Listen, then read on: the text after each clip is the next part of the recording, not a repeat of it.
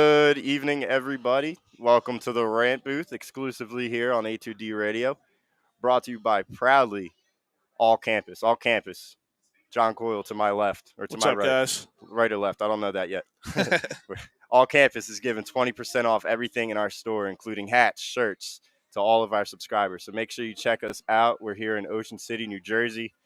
Beautiful day today. I know it was well into the triple digits today in the Philadelphia area. Came from there. It was a rough day out there, but right now it's a beautiful day here tonight. John, thank you for having me tonight. It's awesome. I've seen you and Rob. I've seen you and Billy, but it's finally a pleasure to be here. You live right around the corner, so it's a fun night, man. Yeah. You get the emotion of everyone out here. Everyone's coming off the beach from the nice little hot sun today. Yeah. It was brutal today, but we should have a nice breeze tonight coming off the ocean. Everyone should be out here in drones and coming in the store. It should be a fun show. Yeah, it's going to be a great show. We're going to be talking everything MLB, everything Phillies, fresh off the All Star Game, fresh off of a Kyle Schwarber robbery, fresh off the All Star Game where it's just boring year in and year out now. I remember I used to be so excited to watch this All Star weekend or this All Star week. The home run derby used to be my stuff. Me and my little brother used to always watch it. And then the next night we would do the All Star Game, and it's just not entertaining. It's anymore. not the same. Yeah, it's just not the same. Players are now too friendly during the game. And the competitiveness isn't there, and it just makes it not fun for the fans. It's just I don't know. I don't like it as much either. Yeah, I mean we got All Stars, and they're striking out 20+ times during the All Star Game. Correct. Like, how is that possible? Right. I mean, I know the pitchers are the best of the best, world-class athletes when it comes to pitching. Pitching beats hitting, I guess. They always say that. And that leads us right into our poll for the night. Our poll for tonight, it's going to be the Philadelphia Phillies need to trade for either A, a center fielder, or B, a pitcher. And I'm going to just disagree to this entire thing. Okay. Because I think you need both. I think it's going to be just absolutely just horrible if Dombrowski doesn't go out and acquire both, because you need both. You need that back-end starter because Eflin's going to be hurt every other month. When he comes back, he's probably going to get hurt again. There's going to be that few-week stretch. So you want a starter? I want a starter. Okay. Yeah. I think the bullpen is solid. I like what Knable's been bouncing back. Yeah. I like what Robbie Thompson's doing, how he's managing his bullpen. Something that I know Girardi's had just filth over the past 2 years. Correct. But Alvarado's been lights out. Lights out. Yeah. I like what Alvarado's doing. He's been a solid middle reliever, and then when he has his time in the eighth inning, Anthony's been good. Sir Anthony has been good. I know he's had some choke-ups over the past few times, but I think come August, come September, come October, if there is an October, there should be an October. Better be. I think Sir Anthony's going to be the guy. So do I. I think he's gonna step out of this little fumble that he's had. I know he's given up a lot of pitches. Correct. And that's bad for a reliever, but. No, you're right. Sir Anthony should be our closer. He's the guy who has the most electric stuff. Mm-hmm. He's the guy who actually has the experience, right? When he first came to the Phillies, he was our guy. Yeah. I remember 3 years ago, he was voted #1 best in Philadelphia under 25 years old. Yeah. He was our guy that we were counting the future on to be our Brad Lidge. Yep. Right? And hopefully he could get back to that type of status again. Yeah. And when Evan and I first started the Flight Zone, when we were just starting by ourselves on our little Zoom meetings and posting it to our YouTube, he was a fan favorite. Oh, he was a fan favorite of the Flight Zone. Loved it. Yeah. And me and Evan were riding Sir Anthony for the past 2 seasons. Like, hey, when's he going to come back? When's he coming back? Hopefully. And every single show we would mention it. It would be freaking November 16th. And right. It would be a big Eagles show. And then the Phillies would be brought up somehow and be like, oh, man, can't wait for Sir Anthony to come back. Couldn't wait. And I've been saying it all year. Like, he's going to be our guy. Like I know we went out and signed Newell and all these other people, but Sir Anthony is the guy that we are hanging our hat on to be our closer. Yeah, and you bring up Knable and also Brad Hand. I think Brad Hand's going to be our 8th inning guy. He's not going to be Ryan Matson, but he's going to be our 8th inning guy. Yeah, that's a little scary to me, though. It's a little scary to me. He is pitching under a 2 ERA, if I believe. Correct. I'm more worried about the age and then late into the season if he still has it. Yeah. That's my only fear. Yeah, but if you ask me, I think pitching wins it all when it comes to October baseball. 100%. I much rather prefer getting a guy that can come out and give me 4 innings as opposed to a guy that's only going to give me 1 inning. Okay. That's why I want the starter. Okay. You know. Yeah, I like that. So yeah, 2.17 right now. So Brad Hand for Hand. Yeah, 2.17. No, he's been great. He's been he was horrible in the beginning of the year. Everyone in the bullpen was horrible in the beginning of the year. But yeah, he's corrected and it's been really good. Yeah, and so you got him. Familia is a wreck. I would. He's done. I would send him. I don't know where I'd send him, but you just send him down to the minors and you hope someone picks him up. Yeah. I mean, honestly. Yeah. You just outright release him, maybe. Yeah. I don't know. I don't know how much money that would cost you, but it's a 1-year deal. No, it's a 1-year deal. Just let him go. Yeah. So he's been bad. But I know Connor Brogdon's been kind of just non-existent, but I like his stuff. If he's when healthy, he's good. Yeah, he's electric. I know Coonrod went on the 60-day IL in April, Correct. So he should be coming back soon after his rehab assignment. Yeah, I mean, that doesn't really do much for me, but it's another arm. You talk about these bullpen guys, and any given month, any given season, they could just catch lightning in a bottle and just go off. 100%. That's Pat Neshek, perfect example. Yeah, yeah.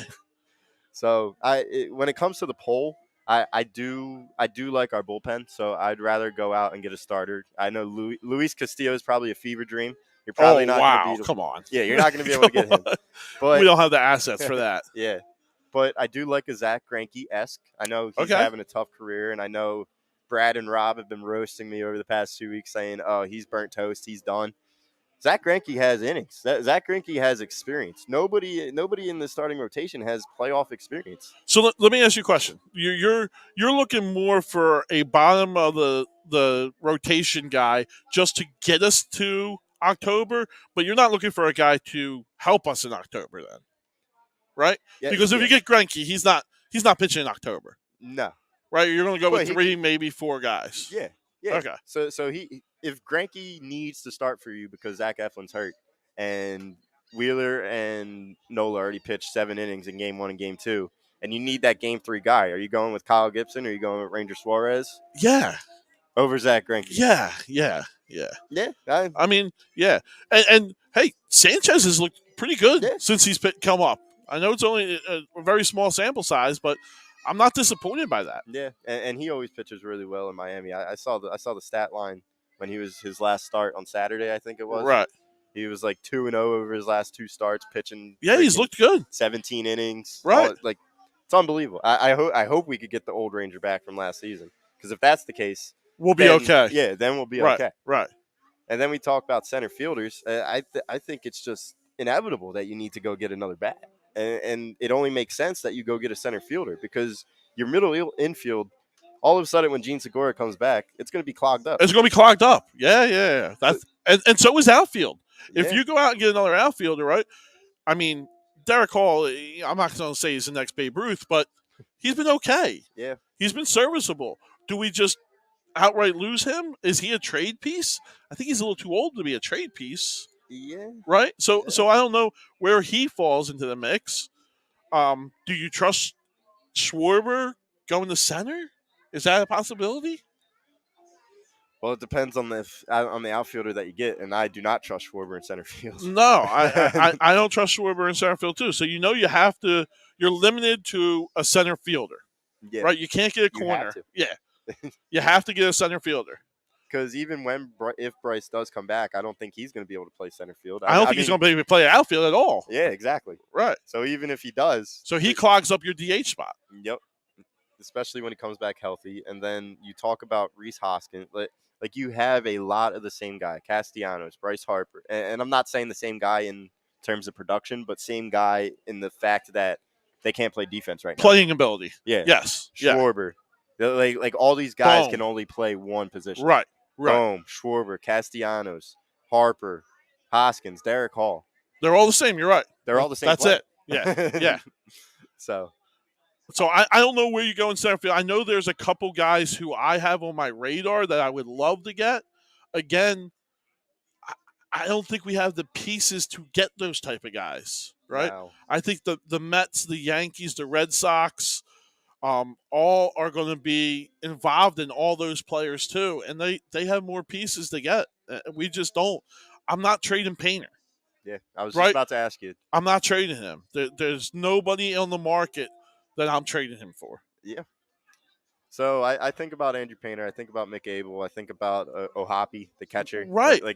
Those three guys, top 100 prospects. I'm not moving them. See, if it's the right person, if it's an effective person, because proven talent is better than hidden talent. You're right. You're right. So if you tell me that Andrew Painter is going to get us Cedric Mullins, yes. I don't know Cedric Mullins. Listen, I know he's a great player. I don't know his contract. I'm not doing it for a rental. Yeah. I'm not doing it for a rental. Yeah, because I do hear you there because I know it's a bridge year here. Right. The bottom line, the end goal of this season is playoffs. Playoffs or bust. I really don't care what you do after that. Yeah, I don't want you to get swept in the I don't want you to lose. I don't want you to go down 2-0. Yeah. I don't need that happening. Right. I need a little bit of fight in that first round. But if you make it there and you do fight in the first round, that's a successful season for me, especially with how injury ridden you've been all year.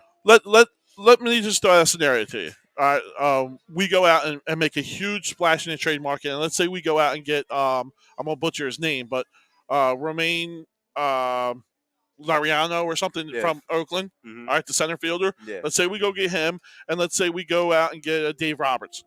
All right, a bullpen arm. Okay, closer. Yeah. Does that beat the Dodgers?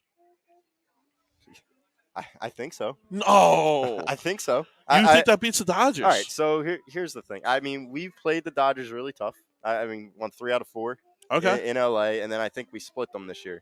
We split them at home, I believe. Maybe we will lost maybe 3 to 4. I think to the Dodgers. Our record this year with the Dodgers. Jake's gonna look it up. But I know for a fact we beat them 3-4 in LA. Right, I remember that. Yeah.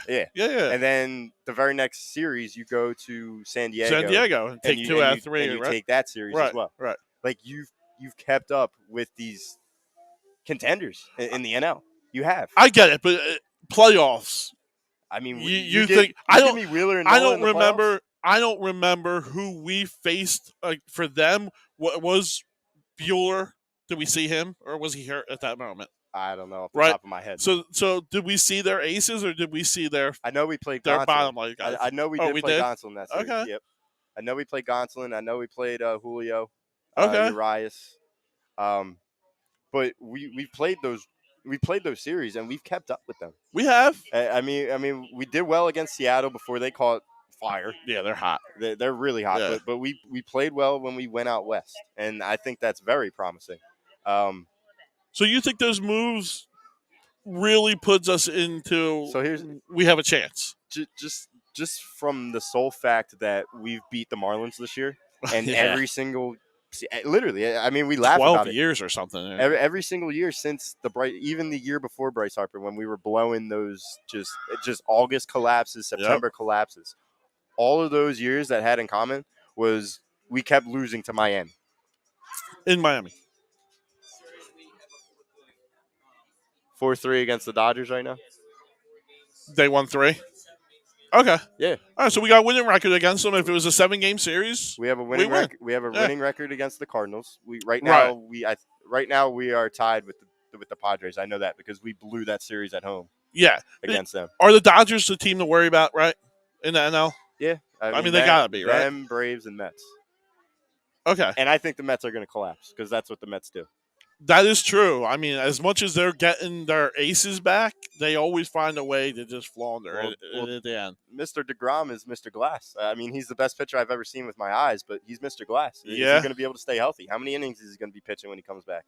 Well, I'm sure he's going to be on a real strict pitch count in the beginning, but once he gets to the playoff time, they're going to unleash him and let him go. When you're pitching for 8 innings, 102 miles per hour, that's going to catch up to you, and I think that's what's happening right now with him. Yeah. I mean, he hasn't been healthy for a whole calendar year. Yeah, I mean, if we're talking, you're talking trades. That's one guy I would love, Noah Syndergaard, the ex-Met, right? You know, he's going to be on the market. He's going to be moved.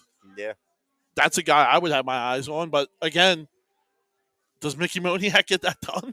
That's where Andrew Painter comes in, and I would give Andrew Painter for Noah Syndergaard. No, stop it. 10 times out of 10. No, I Syndergaard did great in the Mid-Atlantic and the Northeast region. I mean, he's been very average this year. Very average. But he's been – I mean, this is the first time he's really pitched in 3 years almost. That is true. That's true, and I think he's done okay. Yeah. In some aspects, he's been slightly above average. He's been above average. Yes, yeah. And all these guys like Andrew Painter, I don't know. He's not going to help us this year. And Noah Syndergaard gives us the possibility to help us out next year too. Well, he's only signed to a 1-year deal. If he does good for us, are you willing to give out $80 million contract to him? Are you willing to do 4 years, $80 million? It depends on because that's probably what it's going to be. Yeah, that's probably. How old is he now? What, 30? No, I think he's a little bit younger than that, 28? but 28, 29, yeah. So you think about that. I mean, who's going to be in the rotation next year?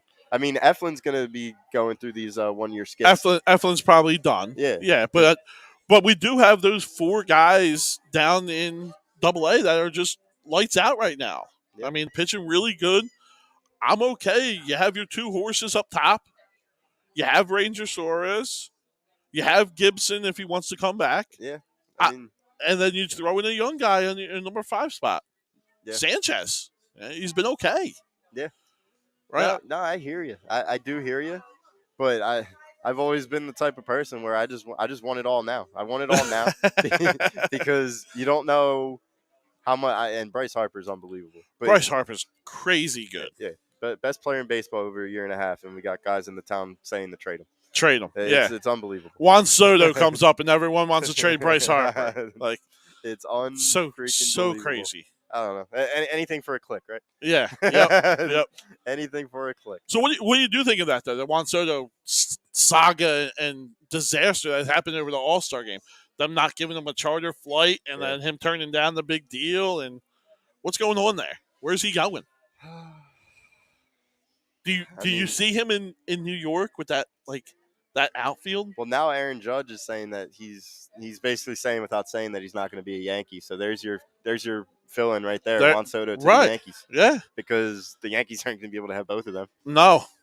So I think it only makes sense. I truly think that Aaron Judge is probably going to be either a Dodger. Or a Met. I could see him being a Dodger. I could see him being a Padre, too. I can see him being a Padre. Padres would be scary. Yeah. Padres would be scary. But, yeah, I don't think there's a chance in hell that Juan Soto comes to Philadelphia. No, there's no chance in hell for that. I mean, you could throw Painter in there, and you're still going to be way behind. You could throw the entire towns of Reading, Lehigh Valley, Clearwater, Lakewood, and everybody that lives in it, and you still won't be able to get Juan Soto. I think Juan Soto trade is going to be the biggest trade that ever happened in baseball. Nah, I'm good. Thank you. But yeah, I do think that I don't think he's going to be traded before this deadline. I think they have to, right? I mean, this is it, right? He can opt out next year. Yeah, no, right? He has 2 years left. Oh, he does have another year. He does have 2 years left. Okay, I think they were just trying to extend him this year because they knew the waters were rough. Right. And it's not an opt out though. Like, does he not have an opt out? No, he does not. Okay. So, but if you're the Nationals, they are treating this guy like garbage, but they also did just offer him $440 million, damn near $500 million. Correct. And he turned it down. I would feel some type of way if I was the Nationals too. 100%. 100%. We just gave you a huge deal when and it's a 15-year commitment, right? It's just it's like we're telling you're going to live and die here in Washington. And I think that's a big commitment. And I think it tells you something and they could also have done that so that they could maintain some money if they're not going to do anything else keep people in the seats. But this is a solid hat, 47 right there. But yeah, that's a nice hat. I like the new logo too. Kelly Green. It's all gone. I think I sold out all those ones. Yeah, I got this like a month ago. Oh, I do have some? Okay. Go return it. It doesn't matter. No. Come on. Get that evil empire out of here. How are you going to feel when Aaron Judge is in a Yankee next year? He didn't like that one. You guys have a good night. Now, are you more Kelly Green logo? Or are you give me Kelly Green. I cannot wait for Kelly Green to come back. As you see, I'm all Kelly Greened out. Yeah, I see you. I cannot wait for Kelly Green. Yeah, I mean, I love the midnight green. I mean, that's all I knew my entire life. We won the Super Bowl in the midnight green. Yeah. I was never able to watch the Kelly Green, but I do think it's cool. as the seagulls try and fly in. Seagull coming in. Wrong bird. But yeah, I for Juan Soto, for him to turn that down, and then it takes two to tango when it comes to this situation. So an outsider looking in is pretty much saying that relationship is done. Yeah. Right? There's no repairing that.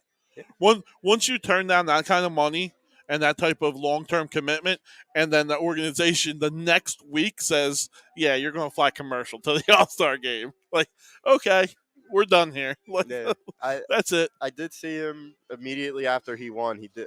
What's their coach's name? I can't remember. What's Nationals coach's name? Off the top of my head, I do not remember. Coaches for the Nationals. Who's that? Dave Martinez. Yeah, that's it. Juan Soto and Dave Martinez, it was the first embrace that he went to after he won. Yeah, that's right. So is Dave Martinez done now? Oh, yeah. I mean, Dave Martinez is a heck of a coach. Was a heck of a player. Yeah. So I would like to not think that, but they're on thin ice. That whole franchise is on thin ice right now. They've been losing pieces left and right, and I don't understand. Yeah. Whole sport. You got the football team or the Commanders. You got the Wizards. Bradley Beal to be. He wants out. Yeah, he wants out. And then you got the Capitals. They're old. Ovi's looking to be gone soon. Yeah, they're old. Yeah. So that whole sports city is just in shambles right now. Philadelphia-esque. Yeah. We did have that poll the other night on Sports Hounds. Me, Rob, Brad, and Evan. Yeah. And Pove was on too. Are the Flyers the worst run organization in Philadelphia right now? I don't even think it's close. Really? Yeah, I mean, I don't even think it's close. Yeah, they have to be. It's a complete disaster there. Just looking at it, looking at the paint job, right? You could say, yeah, it's not even close. But then I think about the Sixers, and I think about how they drafted center after center after center in their rebuild when it's not 1984 anymore. It's not a thing anymore. Right. Like, why weren't you getting guards? And even now, is PJ Tucker going to be able to play with Tobias Harris or Matisse Thybulle? Is PJ Tucker? Can he be a 3 and play that position? You don't have any shooters. You're right. You're not going to spread the floor. Is Maxey really a sharpshooter? Like, no. Possibly. I think he could possibly. I mean, 40% from 3 last year, finished top 3 in the league. Okay. I think Tyrese Maxey's the future, to be completely honest. I mean, until Joel Embiid can show me that he can play all throughout the playoffs and play all throughout the first and second round of the NBA playoffs, I got questions about Joel. And I love Joel. So do I. I love him. So do I. Yeah, I question him all the time.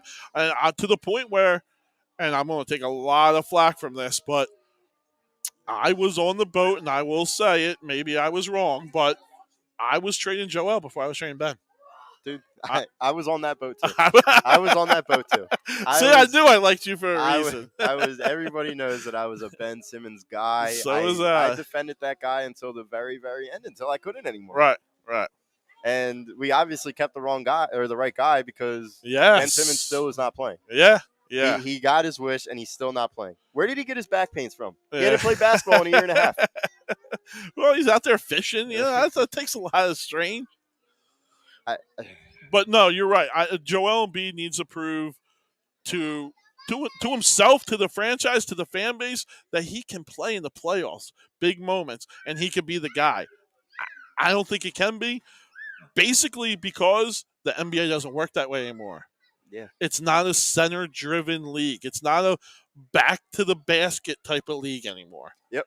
And Joel Embiid just hits the deck, falls, flops. He's always down too much. It's going to wear and tear at the end of the year. Those last 3 games against Miami was a telling tale of Joel Embiid moping. Correct. It was just a mope show. Yeah.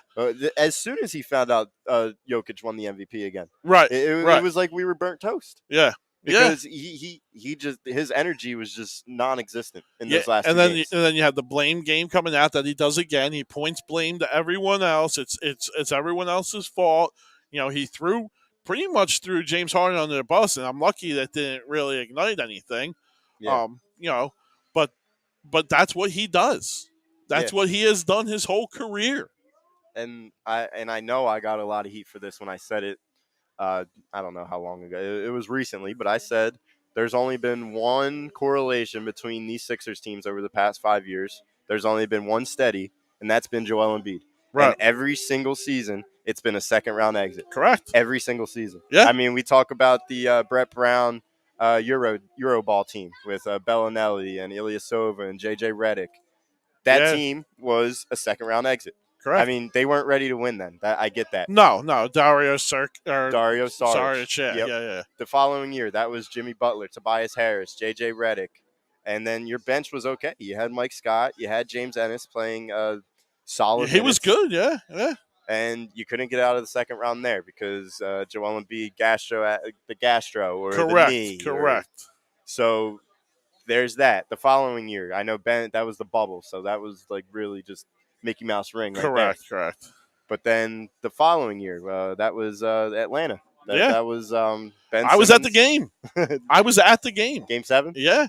And it was you literally at the end of the third, the whole stadium were dancing. The whole stadium's dancing. We think we got this thing locked up, and then the fourth quarter comes and it's just a train wreck. Yep. I mean, I can't remember. We were up 19 or something. Yeah. And then it was just a train wreck from then on out. We blew a 26-point lead in that series. Is that what it was? We blew a 20. I was in Atlanta I wasn't at the game, but I was in Atlanta during 2 of those games. And one of those games was a 26-point lead. Yeah, it's just and you can say whatever you want, guys. Ben Simmons he's not an attacker, he's not a scorer, blah, blah, blah. That falls on your captain and your guy. Your leader. When you blow a big lead like that, it falls on one person who's supposed to climb you out of when you're in a slump, when you need a big basket. Who gets you that big basket? Should be Joel. It should be Joel. He's the one that wants to be the MVP every year. He's the one that wants to prove to everybody that he's the best player in the world. Correct. And at times he is. And if you do remember, I think he only made one basket in that Game 7 in the fourth quarter. Yeah. I think he only made one basket, if I'm not mistaken. He played like crap that fourth quarter, and I think he had 4 turnovers also. He had 4 turnovers in the fourth quarter. In that Game 7, he had 8 turnovers. Right. Now, he was playing as if he were the point guard because Ben Simmons did have his issues. He did. Okay. But what was the excuse this year? I know it was the thumb. I know it was the face. But every single year, it's something else. Right. And it's getting to the point where right across the street, and I just can't help myself. But Carson Wentz. Yeah. Every single year, there was something wrong with Carson Wentz. And the city had enough of him. The organization had enough of him, I guess. And he had enough of the city. Yep. So we got rid of him after. Do you put any weight in what Joel said? Do you put any weight into that tweet that he put out where he wanted out? No. I think he's Philly through and through. Okay. I think the fact that James Harden is going to be taking the pay cut. He's buddy with James Harden. He loves Mark Rubin. Right. I think he is Philly for the near future. Okay. I would say whatever happens after this season, it's just going to be a reevaluation every single summer. Right. It's going to be, do we get out of the second round? I don't think you don't have a shooter. No, I don't think we do either. I don't think we made much improvement. I'm not trusting James Harden to do it. Yeah, that's not going to happen. I can't trust Joel Embiid to be healthy unless Tyrese Maxey has a Ja Morant or Trae Young-esque year. Right. This team isn't going anywhere. And James Harden, it seems like he's saying all the right things right now, but as long as James Harden relinquishes his role to Tyrese Maxey, and Tyrese Maxey is the guy. Right. And Tyrese Maxey has to be the guy. It's a guards league. Yeah, I agree. And then you have the best center in basketball, probably a top 5 player in basketball with you. Those two can do some damage, and James Harden can be a good complementary piece. Tobias Harris can be a good complementary piece. It's going to fall down to James Harden getting out of his ego. And that's not going to happen in the regular season because we're going to dominate the regular season. We're going to dominate the regular. We're going to be the number 1 or 2 seed. All right, I do believe that. Right, and so when the playoffs come, we're going to be all hyped up. This is the year. This is it. We're playing great. James Harden is a monster, and then we're going to get playoff James. Yeah, and like you're saying, there's not going to be enough time to say, "Hey, playoff James, go sit in the corner. Here, Maxey, take the ball." Yeah, it's not going to happen because in the regular season, it's going to be James Harden, the Hall of Famer. Yeah. And he's not going to relinquish the ball to Maxey to win the regular season. Yeah. I mean, that's my point of view on it. And if anyone wants to debate that, please give me some type of reason, because I don't see any reason why that wouldn't happen. I see Mark Schmeckel in the comments. I do love Mark. He's always adding to the conversation, always giving that other side. And he says, we added toughness, we added athleticism, and we added 3-and-D players. What 3-and-D player did we add? I mean, PJ Tucker is just not a 3. Are we calling him a 3-and-D? I don't know. He can't shoot anything besides the corner shot. Right. And even then, he's only making them at maybe a 30%. Yeah. And this is just with my eyes. I don't know off the top of my head the statistics for a PJ Tucker when it comes to his 3-point percentage. But I've seen a lot of misses. Yeah, I've seen a lot of misses, and his defense right now, to me, is an elbow in the back. Yeah. Like, that's his defense. Right? He's not getting out there, and he's not shutting down a point guard or a ball handler on the perimeter. It's not happening. Yeah. I think we got our first ranter. All right. Awesome. All right, so we're going to bring him in. All right. Rant. Is it Trevor? Trevor? Coming on? Trevor coming on. How are we doing, Trevor? Right now, we're talking about the worst organizations run in Philadelphia sports. If you would like to add on to that, be my guest, or you could rant about anything else you want. No, I'm a big Pirates fan from Pittsburgh. Okay. I'm sorry. Yeah, it's been pretty sad, I know. But I'm hoping, within the next 5 years, if they keep everyone around, they could have a team. All right. Well, let me tell you this. Center fielder Brian Reynolds. Yep. Can the Phillies get him? Or are you looking to keep him? I do like the Phillies, maybe trade him away and maybe a few years get him back. Okay. Yeah, I mean, we need a center fielder right now, and I know Brian Reynolds had a hell of a year last year. He struggled to out the gate this year, but he seemed to improve over the past few weeks before the All Star break. Mm-hmm. But I like Reynolds. I like Hayes, third tough, third baseman. Real nice. You guys seem like you have a bright future. I mean, I don't know about the pitching. Yeah, that's the biggest issue they have with pitching. Now they don't have minor league. They don't really have much. Now let me tell you, the Phillies have Andrew Painter or Mick Abel in our minor league system. They're both top 50 prospects in the MLB. Would you do one of them for a Brian Reynolds? I think that makes sense. Yeah, it makes sense. The Pirates need pitching. Yeah. Phillies have pitching. And Brian Reynolds seems like he's a right now type of player. Yeah. I don't know if he can wait 5 seasons because I don't know. I don't really follow the Pirates like that. I just don't know how much longer you guys have. Exactly. But yeah. Like I look back at the Royals when the Royals had all those young guys come up. They made the World Series one year, lost, and then the very next year they won, and then they lost everybody. Exactly. Yeah. That's something that the Pirates would do. Yeah, definitely. I mean, it's a small market thing. Right? It's a small market city team. Kansas City had done it. I think Kansas City's the only one that's done it recently. Yeah. The Giants have won a lot recently. They're a big market. Cardinals have won a lot recently. Big market. Dodgers. The Braves basically built in-house like that. Yeah. I mean, I don't know if we consider the Braves a big market team, but you look at that. I mean, yeah, I would give you Mick Abel for Brian Reynolds like that. We should do it. Yeah. You got anything Sixers? What are your other teams? I like this. I'm a Steelers fan. Steelers? Yeah. That quarterback race should be interesting. Yeah. What do you think? Who's starting week 1? Trubisky's going to start, and hopefully Pickett can kind of wait himself out a year. in. And Yeah. I think Mitch Trubisky still has something in his tank. Yeah, I do too. So I always liked him. I used to follow the Bills a little bit. Mm-hmm. Obviously, you're not going to start Trubisky over Allen, but it should be interesting. Definitely. I think Mitch was unfairly ran out of Chicago, Yeah. and his receivers were basically non-existent. His offensive line was brutal. The coach Matt Nagy was just atrocious. Yep. I mean, I think he was unfairly ran out of Chicago. Mm-hmm. He seemed like he was a winning quarterback when he was starting. Yeah. And he was just under Josh Allen's wing over the past few years. He was underneath Brian Dable's wing over the past 2 years. So for him, I think you guys have a lot of promise with Trubisky. Yeah. I know Juju left, but Juju left. Still have Deontay. For the time being. Right. I don't think he's going to resign. Oh, really? Yeah. He's going to want more money. Does he have 1 year left, or is 1 there year left? Okay. I think, yeah. Yeah. I mean, I love me some Najee Harris. Yes. Oh, he's a stud. Your defense is always great. Your offensive line is always great. I mean, that's just a well-run organization. Mm-hmm. I mean, we're talking about poorly ran organizations here in Philadelphia. Pittsburgh has had, 3 coaches in 90 years? Exactly. Yeah. So you guys have done it right. And you talk about a Penguins fan? A little bit, yeah. Yeah, a little bit. Yep. So, Penguins and the Steelers, one of the best ran organizations in sports. Right? Exactly. Right. So, yeah. I mean, a lot better than Philadelphia, I can tell you that. We just need to get a Pittsburgh basketball team now. Yeah. That would be awesome. He's a Sixers guy then? I do like the Sixers. So before you hopped on, me and John were talking, and we were talking how just the roster construction of the Sixers and how poorly it's just been. They don't really have much on the bench ever. No, ever. Yep. They never have a guard, and they never have anybody on the bench. Mm-hmm.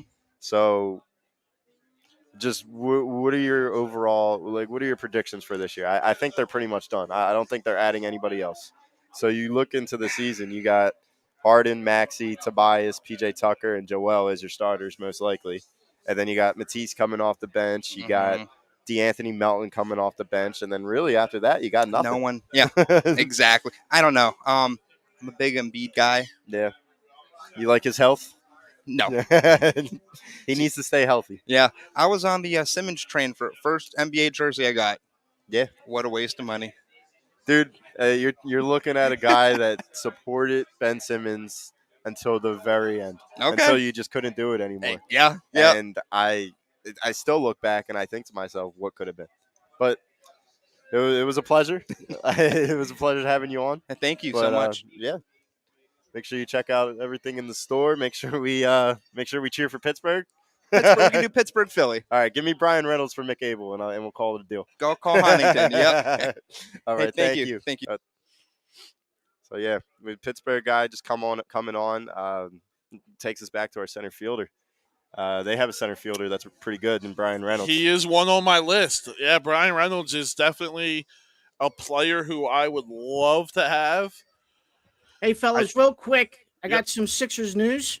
Oh.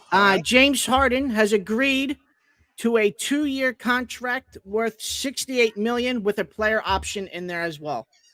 So it's 2 years, $68 million. So he has a player option after next season. Correct. Is that player option for the same amount? Or does it go up? Let me get back to you on that real quick. Okay. Wow. All right, so essentially we did $34 million for Harden this year and $13 million for PJ Tucker this year. So there's $47 million of your dollars. Yeah. And then you had Tobias in there who's making upwards to close to 40. Right. So there's another 38. And then you got Joel Embiid. Yeah. And that's basically your salary. That's it. You're done. Yeah. There's no other move. Harden will make $33 million for 2022. And then has a player option at 23 for $35.6 million. Okay, so it's a and little. And then he jump. can move, but he can move right back into free agency next summer. Next summer he can opt out. Correct. Okay. Correct. Okay. So it's pretty much almost like a 1-and-1 deal. A Correct. 1+1. It's win now, or I'm going to get paid next year. That's what it is. That's what it is. I'm going to give you a 1-year chance to win. If you don't do it, I want my money. That's what that deal is. Yeah, just everything's just going through my They just messed this up. So like I know there's nothing else he could have done. There's nothing else he could have done over the past 5 years, just through the process. It almost makes me wonder what would have Hinkie done if he just stayed the whole time. Is this what would have happened if Hinkie stayed the whole time? No, I don't think so. I like. As much as everyone, Rob and everyone else was down on Hinkie, I thought he was a pretty good general manager. I mean, I kind of have the same philosophy, right? I'm taking the same philosophy with the Flyers right now. I'm tanking. I have a guy out there who I know is the next Sidney Crosby. Everyone is saying it is the next Sidney Crosby. I'm tanking to make sure I can try to get him. Yeah. All right? The same way in the NBA. You win with stars. That's it, guys. You don't win with team play, none of that nonsense. You win with stars. All right. Only way you get stars in the NBA, first 3 picks. Yeah. That's it. I mean, every now and then someone gets lucky and hits a home run and gets a 20th pick that turns out great, but it's usually the top 3 in the NBA. Yeah, I mean, we look at the up-and-coming teams now. I mean, you look at Memphis. Ja Morant was second overall, They did the same right? thing. Yeah, they were did second the same overall pick, and they're going to be contenders for years to come. Right. You look at, I mean, Boston, top Boston's 3 another picks. one. Jason Tatum, Jaylen Brown. You look at all these teams that are contenders, right? Joel Embiid, the Sixers, Joel Embiid, top 3 pick. Correct. I mean, as much as we want to be down on the Sixers, they are contenders year in and year. We think they are. Yeah. And the rest of the country thinks they are. They should be. They should be. They should be. And that comes with top 3 picks. I think they just did the release of like the top starting lineups, and the Sixers were 3rd, I believe. Yeah. And I kind of agree with that, but there's 2 different worlds in the NBA. There's the playoff team, and then there's the regular season team. Yeah, we might be 3rd in the regular season team, but we're probably last in the playoff team. It's just pathetic. Yeah, we just got it. So $68.6 total $1 million. So if he doesn't opt out. Yeah. Right. Mm-hmm. Right. So my initial thought is it is what needed to be done. I applaud him for opting out of his $48 million player option. Right, and to James Harden's credit, he's not being greedy here, right? Yeah. He is saying, hey, I will give you guys this year. I will give you this shot. I am committed, right? And that's, to him, I applaud him for that. Yeah. I don't think it's going to work because I just don't think he has that mentality to be a playoff player. Mm-hmm. His whole entire career, he's coming up short. Yeah. Why is this year going to change? Yeah.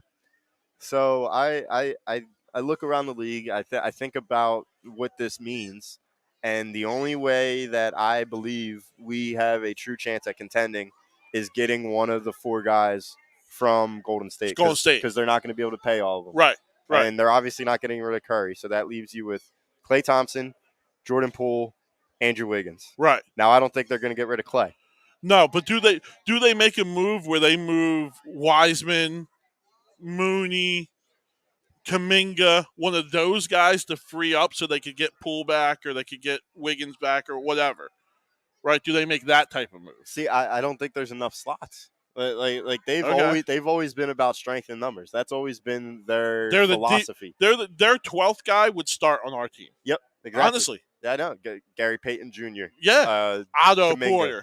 Porter. Yeah. Like strength in numbers. I mean, even back in the day when with the Harrison Barnes cast, where they had Livingston or Barbosa, like they had all those cats, and I don't think they're willing to spend all of the money on a starting lineup because Steph Curry's proven to get injured. Klay Thompson has definitely proven to get injured.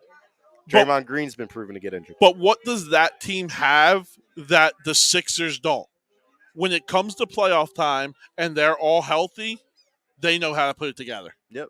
They know how to put it together and they'll win. Mm-hmm. Everyone can bash Draymond all they want. The dude is a winner. Championship player. And he was a championship player at Michigan State. I would die to have him. Yep. I would die to have him. Yeah. I mean, that PJ Tucker is a sad man's Draymond Green. Real sad. Yeah. Real sad. But I look at those guys and I can we possibly put together a package where the money works out, where you give them Tobias Harris, Matisse Thybulle, and a boatload of draft picks for an Andrew Wiggins? Because I think Andrew Wiggins puts us over the top. No.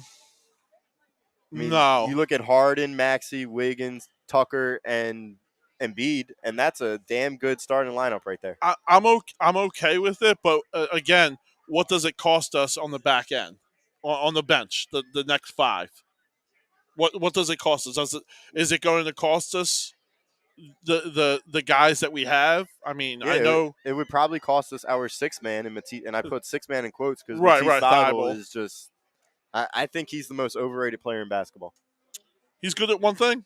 I mean, even then, I think he's overrated. Okay. I mean, he gets beat he reminds me of a Trayvon Diggs.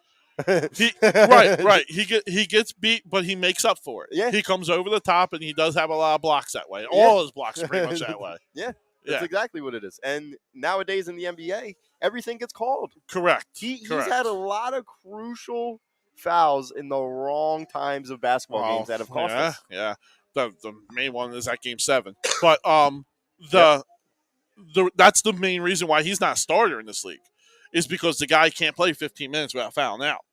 Yeah. He just can't. He can't play 15 minutes without fouling out. And that's why I think he's the most overrated player in basketball, in my opinion. I'm not going to say overrated. I think he does have value. I think his value is just very minimal, and he needs to be on the right team and the right fit to maximize his value. Yeah. Now, I think he would be perfect in the Warriors' offense. 100%. And I think the Warriors can see that and see that it could be a cheaper option than Andrew Wiggins, because Jordan Poole's not going to be a bench player for much longer. No, Jordan Poole is going to be a star in this league. Exactly. Yeah. I mean, you're still going to have Steph. You're still going to have Clay. You're still going to have Jordan Poole. Matisse Thybulle can be that starter that plays 20 minutes and just plays balls to the wall defense. That's it. Yep. And if him and Tobias Harris is the one that makes the money work for Andrew Wiggins, I'm taking that in a heartbeat. Kuminga's a hell of a player for them too. Yeah. I think he's going to be. I think he's going to fill in that role of the lockdown defensive guy, the Draymond Green guy. Why don't they just let Wiggins walk? Right? Yeah. Isn't that an option? I don't know Andrew Wiggins' contract off the top of my head. Okay. But if the money were to work out, I would love a Tobias Harris trade package for Andrew Wiggins. And you're only going to have to lose Matisse Thybulle in that too. So you're losing two guys for one, and that one is going to, significantly fits this team better than Tobias Harris does. Right. With the PJ Tucker signing. I agree. I would rather have Tucker playing the 4 than the 3. Exactly. Yeah. And then if you could maybe sign a Goran Dragic, like a Goran Dragic-esque type of guy, whether it's at the trade deadline or it's a buyout or you need to trade somebody, a veteran, veteran guard, right. And then I think you're pretty much set. I mean, these teams play 7 deep come Eastern Conference Final time. We can do anything that we want, and we can suggest anything we want. The 76ers come down to 2 things: playoff James, injury Joe. Yeah. That's it. You could give me anyone else in the world to play around them. If those 2 are consistently what they have been their whole career, I don't care who we have. We're not winning. And it doesn't matter. And that could be the reason why they're the most poorly run organization in Philadelphia. I mean, we talk about the Flyers, and I think the Flyers have – I honestly think they're a year away. I mean, you look at the defense. You look at Tortorella. Tortorella is a defensive-minded coach, and the defense is looking good. Their top 4 guys look good. Yeah. I mean, Ryan Ellis, when he comes back healthy. If he comes back. He should be back by mid-November. He should. All right. They were talking about putting him on long-term injury. Yeah, but I think that means that that's only until November. Like, he'll be healthy to return. He'll be ready to return by November. All right. And I know this team does need a hot start to even do anything, but I don't think in this hockey year you have to. Yeah. But Ryan Ellis, when he comes back healthy, with Provorov, and then you have Ristolainen with Tony DeAngelo. That's a solid top 4. And you got Cam York. Who I'm Sanheim. I'm okay with our defense. Justin I really am. Braun as a 7th D. Yeah. I mean, I like that. I mean, Couturier should be coming back healthy. Hayes just had an unfortunate year last year with the tragic passing of his brother. Yeah. But he should be coming back with a clear mind, hopefully. He could, if he gives us what he gave us in his first year on this deal. Oh, everyone loved him. Everybody loved him. Yeah. Hopefully TK can bounce back. I think Farabee's going to, if he stays healthy, 30-plus goals. There's 2 ifs for the Flyers also, right? Carter Hart.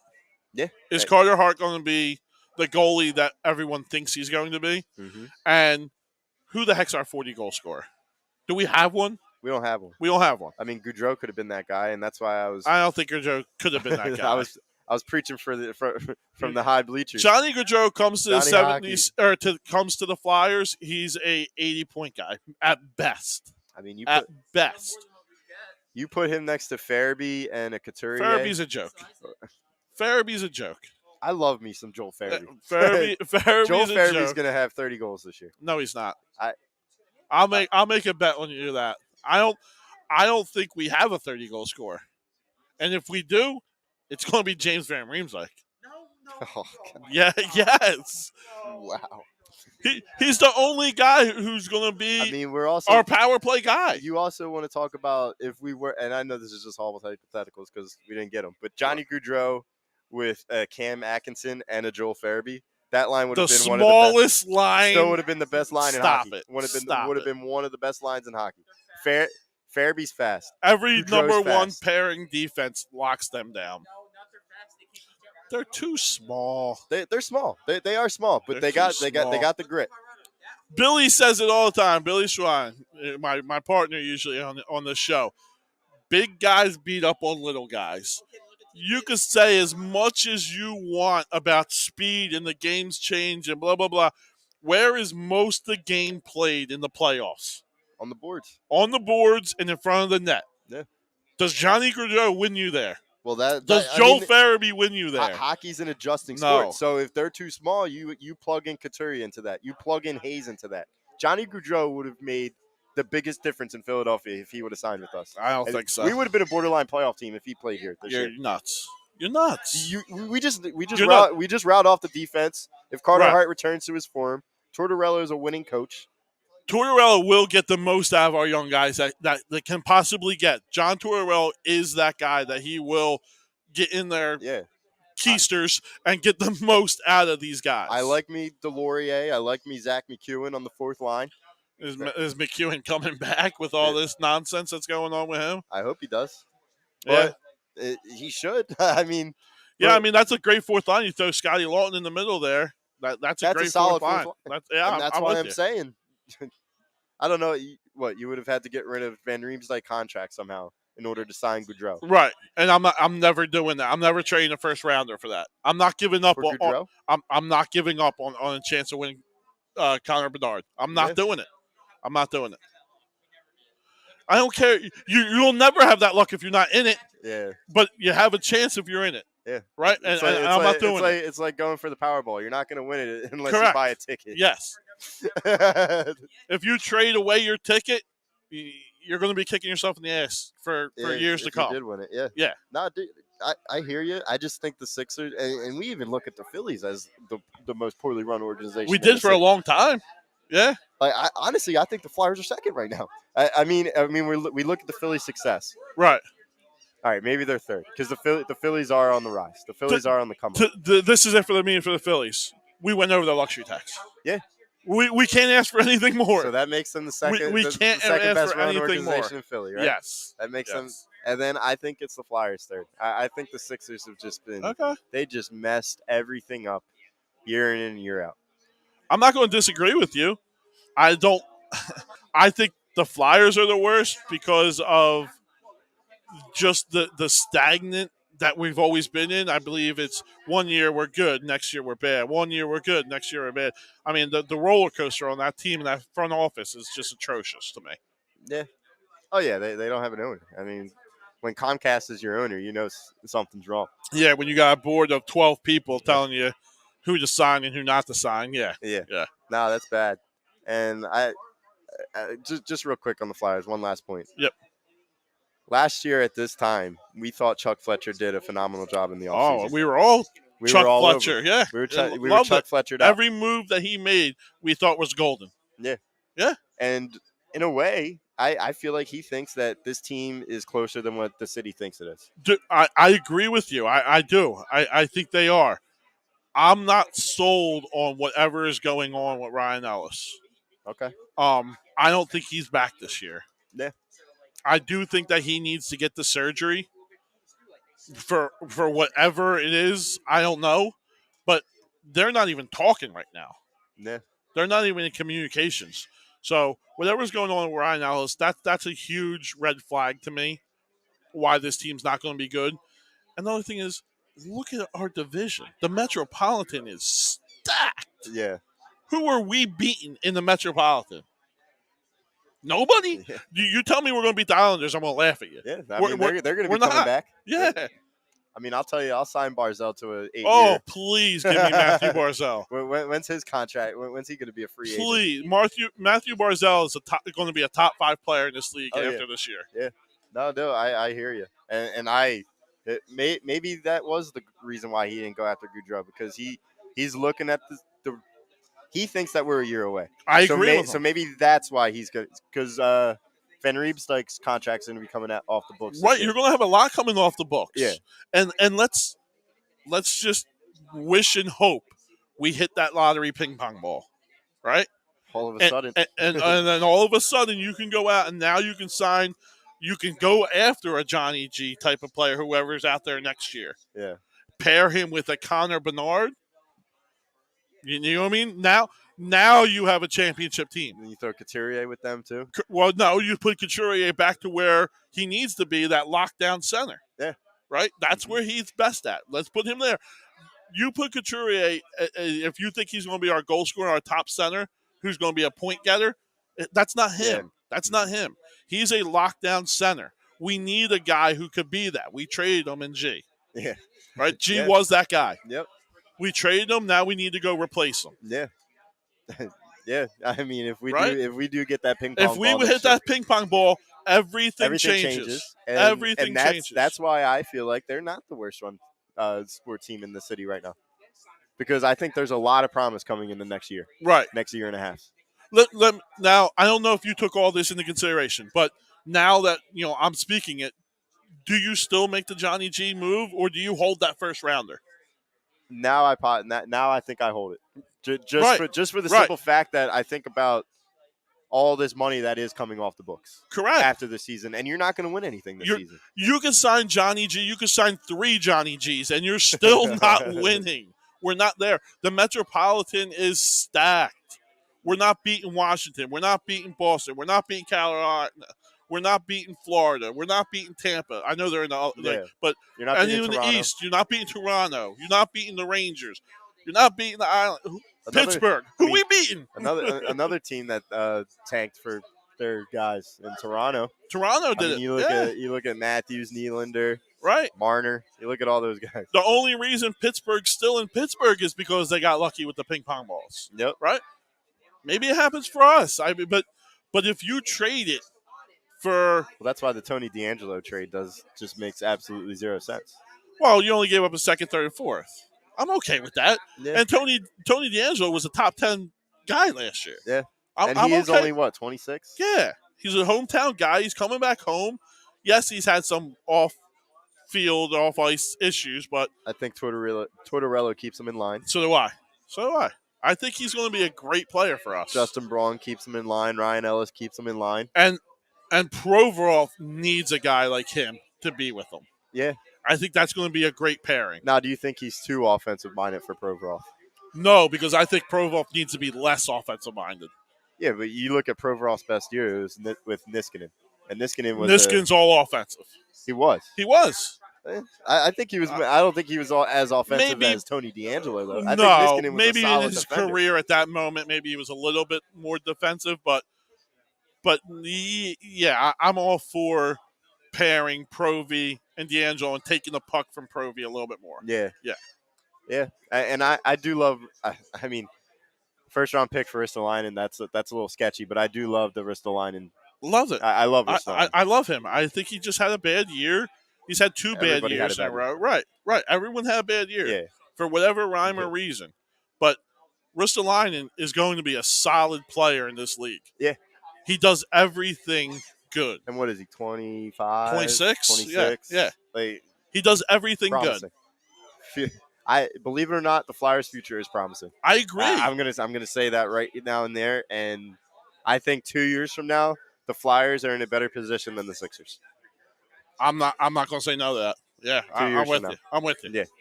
So, you want to maybe shift into some Eagles talk here at the Ramp booth, Ocean City, New Jersey.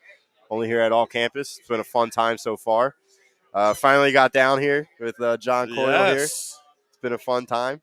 It's a little crazy in here. Yeah, the crowd is. Driving over the bridge today, driving over that Summers Point Bridge, I was like, Jesus, it's a Wednesday. Right. What is happening here? Yeah, I mean, they estimate over 200,000 people here every given night now. Yeah. Right? And you get them coming in this store. They come in here. That's awesome. That is awesome. So, Eagles, I know they're 6 days away from training camp. Oh, cannot wait. I haven't been this excited for an Eagles team in quite a long time. Either have I. I mean, I feel like I do say that every year, but the last 2 years have been rough. Well, last year I picked them to win 4 games, so I'm this year I'm all in, and they'll probably win 4 games. Well, I just feel like whenever a season like the last offseason happens, it just feels like years and years until the next season occurs. Right. So everybody was down on the Birds last offseason. Yep. And to go from that to what we did this year, I think Howie Roseman deserves a pat on the ass. Oh, 100%. I mean, there was not one person that can say the Eagles lost this offseason, right? We definitely won. Not only did we win, it's an A+. Yeah. It's an A+. You upgraded every single position. Yeah. Except for one, and we all know what that one is, and that's the iffy one. It's going to come down to Jalen. Yep. It's going to come down to Jalen Hurts this year. They did everything they possibly can to build not only a solid offense around Jalen Hurts, right, but to give him an excellent defense. And here's the other thing. I don't think we're done. Is Bates an Eagle? Jesse Bates, that could be a strong possibility. And the interesting part about that is if you were to trade him, you can't get him off of his franchise tag. Correct. So it's only a 1-year thing, right. And he wants to be here, allegedly. Yeah, he's came out and we are one of the teams that he wants to go to. Yeah. He's not reporting. I 100% believe that he will not report. So they might have to be forced to deal him. Yeah, and you have 2 second-round picks next year. You give them one of those second-round picks. Yeah, I'm in. And I think you could do that without giving out Dillard. No, I 100%. I think a second-rounder gets it done. Yeah. Yeah. Now, if it's a second-rounder in Dillard, I don't think I'm doing it. Because too many times, too many years, I've witnessed a team where they look so good in the offseason. Right. And then that injury happens on the offensive line. I was just about to say, the one thing that can derail any team, especially the Eagles, but any team, offensive line injury. Yep. Offensive line injury will derail any championship-built roster. Mm-hmm. And I think Dillard is a solid swing tackle. Yes, he is. Solid swing tackle. Can play both ends. Can play guard, too. Can play guard. Yeah. He pretty much can go anywhere on the offensive line besides center. Yeah. No, I think that would be a deal breaker for me. I think I would be fine. I would be content with a Jaquiski Tart, Marcus Epps, Anthony Harris. I'm okay with it. I would be okay with that. Right. If that meant that we had to get rid of a second and Dillard, I don't think I'm doing that for Jesse Bates. But if it's just a second and then maybe a fourth. Right, a second and a fifth, I'm in. Yeah, totally in. I'm in. And it may come down to a bidding war. And if it comes down to that, I still don't think you could get a first round pick. I don't think anyone's getting I don't think anyone's trading a first rounder for a rental too. Yeah, right. It's a rental safety. Yeah. No one's giving up a first rounder. A second is going to be at best what Cincinnati gets for them. Now, if we do get Jesse Bates, are we saying NFC Conference Championship game or bust? Every position is. I'm not going to say NFC Championship or bust, but I will say we might bump up to a top 3 favorite in NFC, right? Because I don't think we're there now. I think we're close. I think every position is elite. I mean, we have the best offensive line in football. Yeah. Our receiving core looks huge upgrades. Very good. Huge A.J. upgrades. Brown, Devontae Smith, Dallas Goedert in there. I'm high on Zach Pascal, too. Zach Pascal. On him. Yeah. Quez, I think Quez is going to have a hell of a year. Yeah. Best offensive line in football. Top 5 tight end. You upgraded your defensive line. Your defensive line is looking very good. Yeah. Very, very got a lot of depth. I mean, you still got a lot of depth. Still got Milton Williams, who you drafted last year, who had a solid year last year. Right. He's going to be the 4th defensive tackle. Correct. And you don't know. I mean, Graham will be back. Right. What you would get from him, is he going to give you anything? But at him being a 4th DN, if he gives me anything, it's a huge upgrade. Yeah.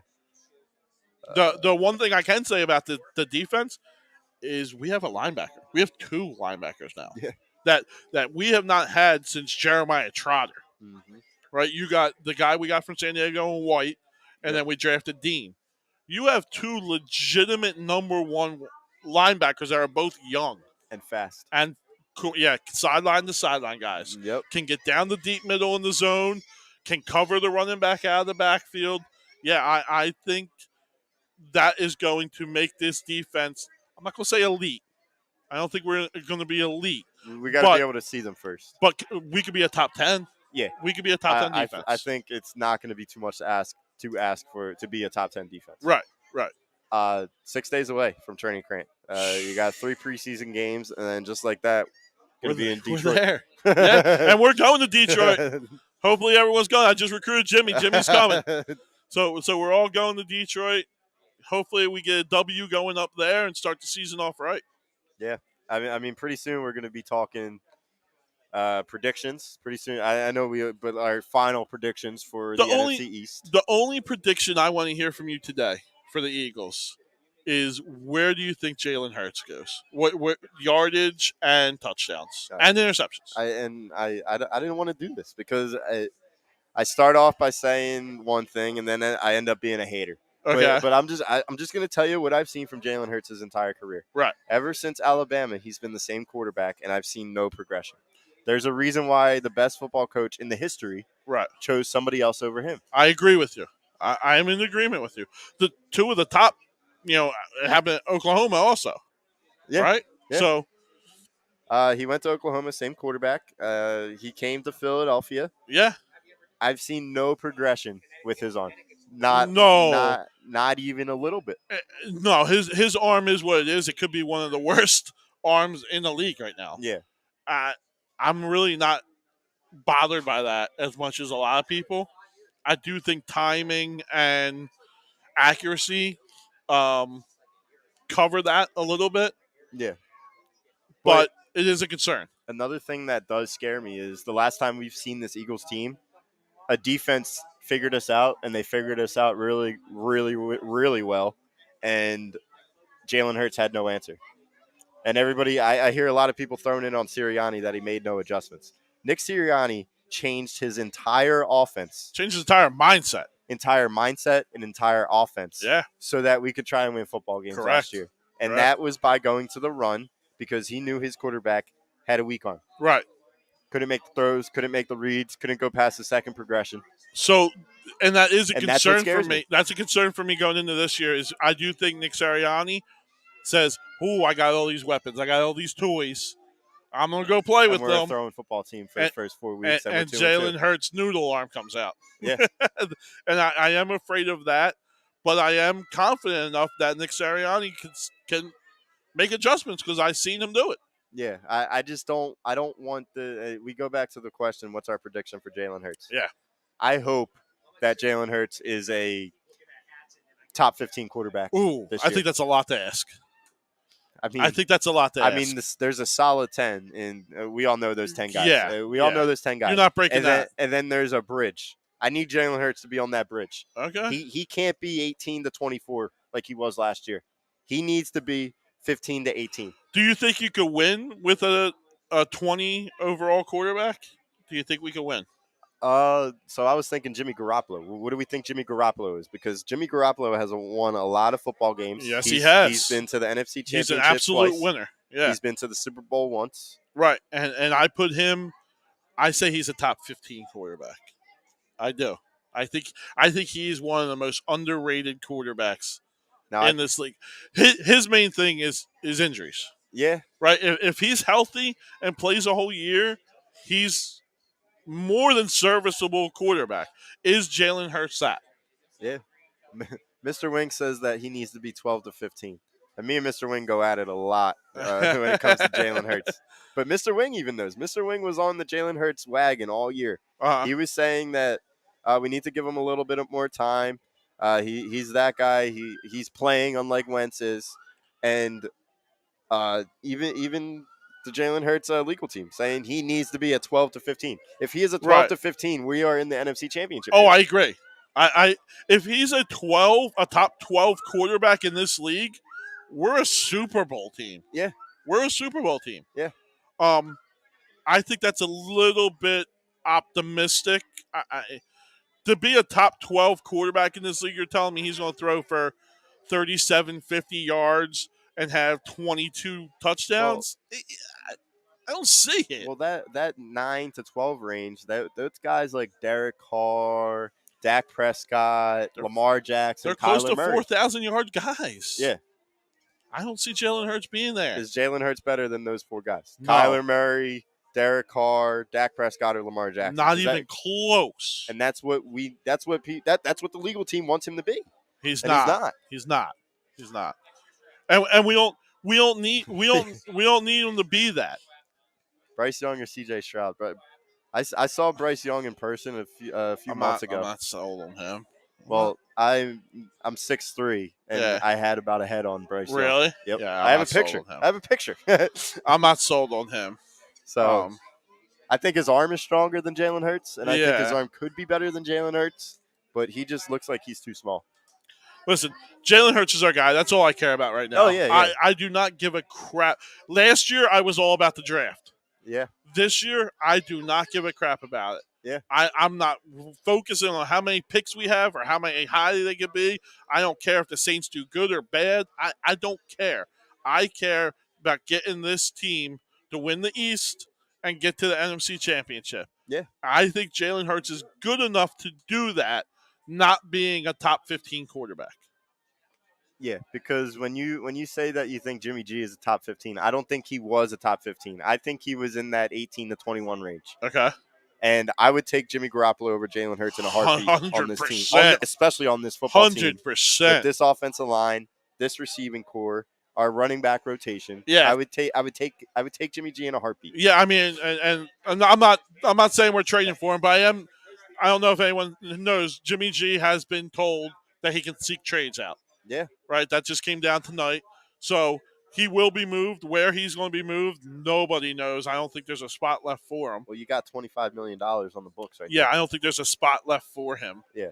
I think he stays in San Fran and just, is miserable. Does his thing. Yeah, he's just miserable. Yeah. But you're right. I'm trading for Jimmy G in a heartbeat. I'm trading Jalen Hurts in a first rounder for Jimmy G. That's how much I think this team is constructed to be a winning team. With just a competent guy. Correct. With just a competent guy that's able to go through his reads and make the throws across the middle. Correct. Make the throws on the sidelines. Make the throws on the hashes. How we started this conversation was asking the question of what stats you want for Jalen. There's one stat that matters to me: interceptions. You could throw for 3,000 yards, have 15 touchdowns. If you keep it under 8 interceptions, this team will be a contender. You keep it to 8 interceptions or less, we will be a contender. See, I may disagree because I feel like at times he was too safe, too conservative with the football last year, where he wasn't. I feel like Jalen never really was a guy that threw interceptions. Right. No, I'm okay with that. But where were we last year? I mean, playoffs. We were playoffs. Fugazi playoff run.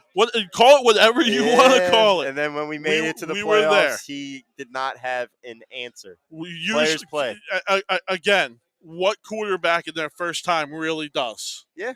No, what quarterback in their first time really does? I hear you on that, and I know he's going to work. He's going to work his butt off. Yes, he does. That's one thing he does. Yeah, Mr. Captain Intangible. Right there. Yeah. He does all the right things. He says all the right things.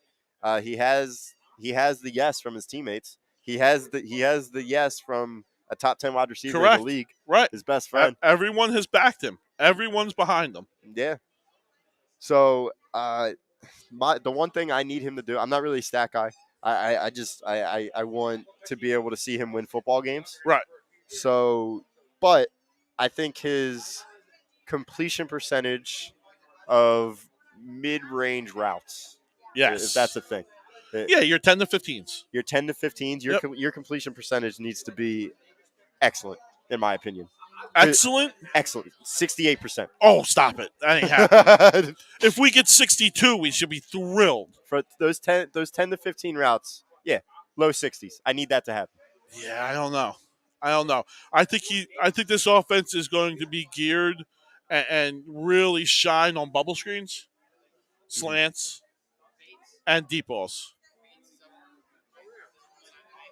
No, Bates is out. Yeah, he's. So is he actually out now? No, he's not out, but he's not reporting. He's not reporting. He's not going to play. Right. And if he doesn't play, they're going to trade him. They're going to be forced to move him. Yeah. That means there's a very, very high possibility that we go get Jesse Bates. I'm in agreement with you. I think it's a perfect fit. I think everyone knows it's a perfect fit. a second rounder gets it done, we have the capital to do it. Do it. Yeah. I agree. And what's he, 25, 26 and if that happens, that puts even more pressure on Jalen Hurts. Because Jesse Bates turns you into a definite. I don't know why I look at it differently. It puts less pressure on the Jalen Hurts because now you're making your defense better. So punting's not a bad thing in football. Yeah, punting is not a bad thing. I don't know who said it. I forget it, but there's a famous saying in football: if you end every drive with a kick, you're doing okay. I just look at these high-powered offenses that are contenders in the Buffalo Bills, the Kansas City Chiefs, the Denver Broncos. Where are they all at? I don't care about them. They're in the wrong league. I mean, we're talking about Tampa Bay, and then Green Bay has nothing around them. No, I'm not worried about Green Bay. Who are we worried about in the NFC? L.A. and Tampa. L.A. Yeah, L.A. Rams and Tampa. That's it. Yeah. And Tampa, I don't know. At some point, doesn't Tom Brady got to stop? At some point, right? Yeah. Is this the year? I've been known to be the Tom Brady hater. I have some words for Tom Brady that I want to keep my credibility, so I'm not even going to say it. No, I'm in agreement with you. Those are the two teams. But after that, there's a huge drop-off. Yeah. There's a huge drop-off. Dallas is not what they were. I just don't think you can be a legit contender nowadays by winning 14-10 football games week-to-week basis. I just don't think that could happen. Get me there, baby. I don't get me there. That's it. I mean, until you I see it see all that the happens. time. You see it all the time. The Giants won their Super Bowls by squeaking in. It happens all the time. When does the top team really win? I mean, it didn't happen last year, right? Where the Rams weren't the 1 seed, were they? No, right? No, they were not the 1 seed. No, Green Bay, right? Green Bay was. Yeah.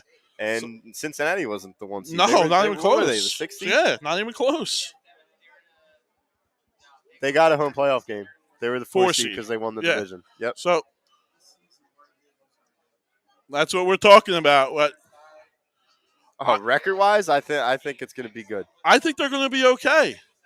Yeah, I think they're going to be okay. I think 13 wins is not out of the possibility, I think. Where did you move to? Houston. Oh, okay. Yeah. Can you bring James Harden back with you? Yeah, please.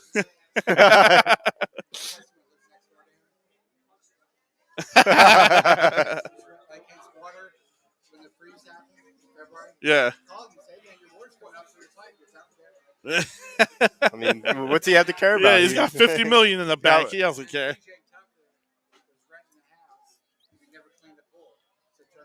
Ah, look at this. We get all the winners over here. So PJ Tucker and James Harden. They're dirty people. Dirty people. Yeah.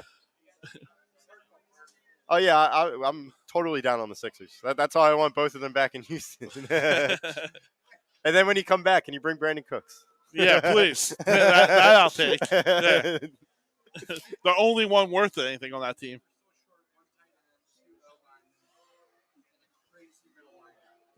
Oh, yeah. No. Yeah. Yeah, I mean, that's why I like Nakobe Dean. That's why I love Dean. Yep. Yeah. Right. Kobe, Dean, and White. Yeah, we upgraded. When I was doing the mock drafts online, one of these websites, it had like all the teams, and then next to them it said their needs. For the Houston Texans, it said every position. It said every position. Okay. Yeah, he was a good middle linebacker. Yeah. You'll get hurt. Yep. Yeah. Have a good night, bud. Yep. Yeah.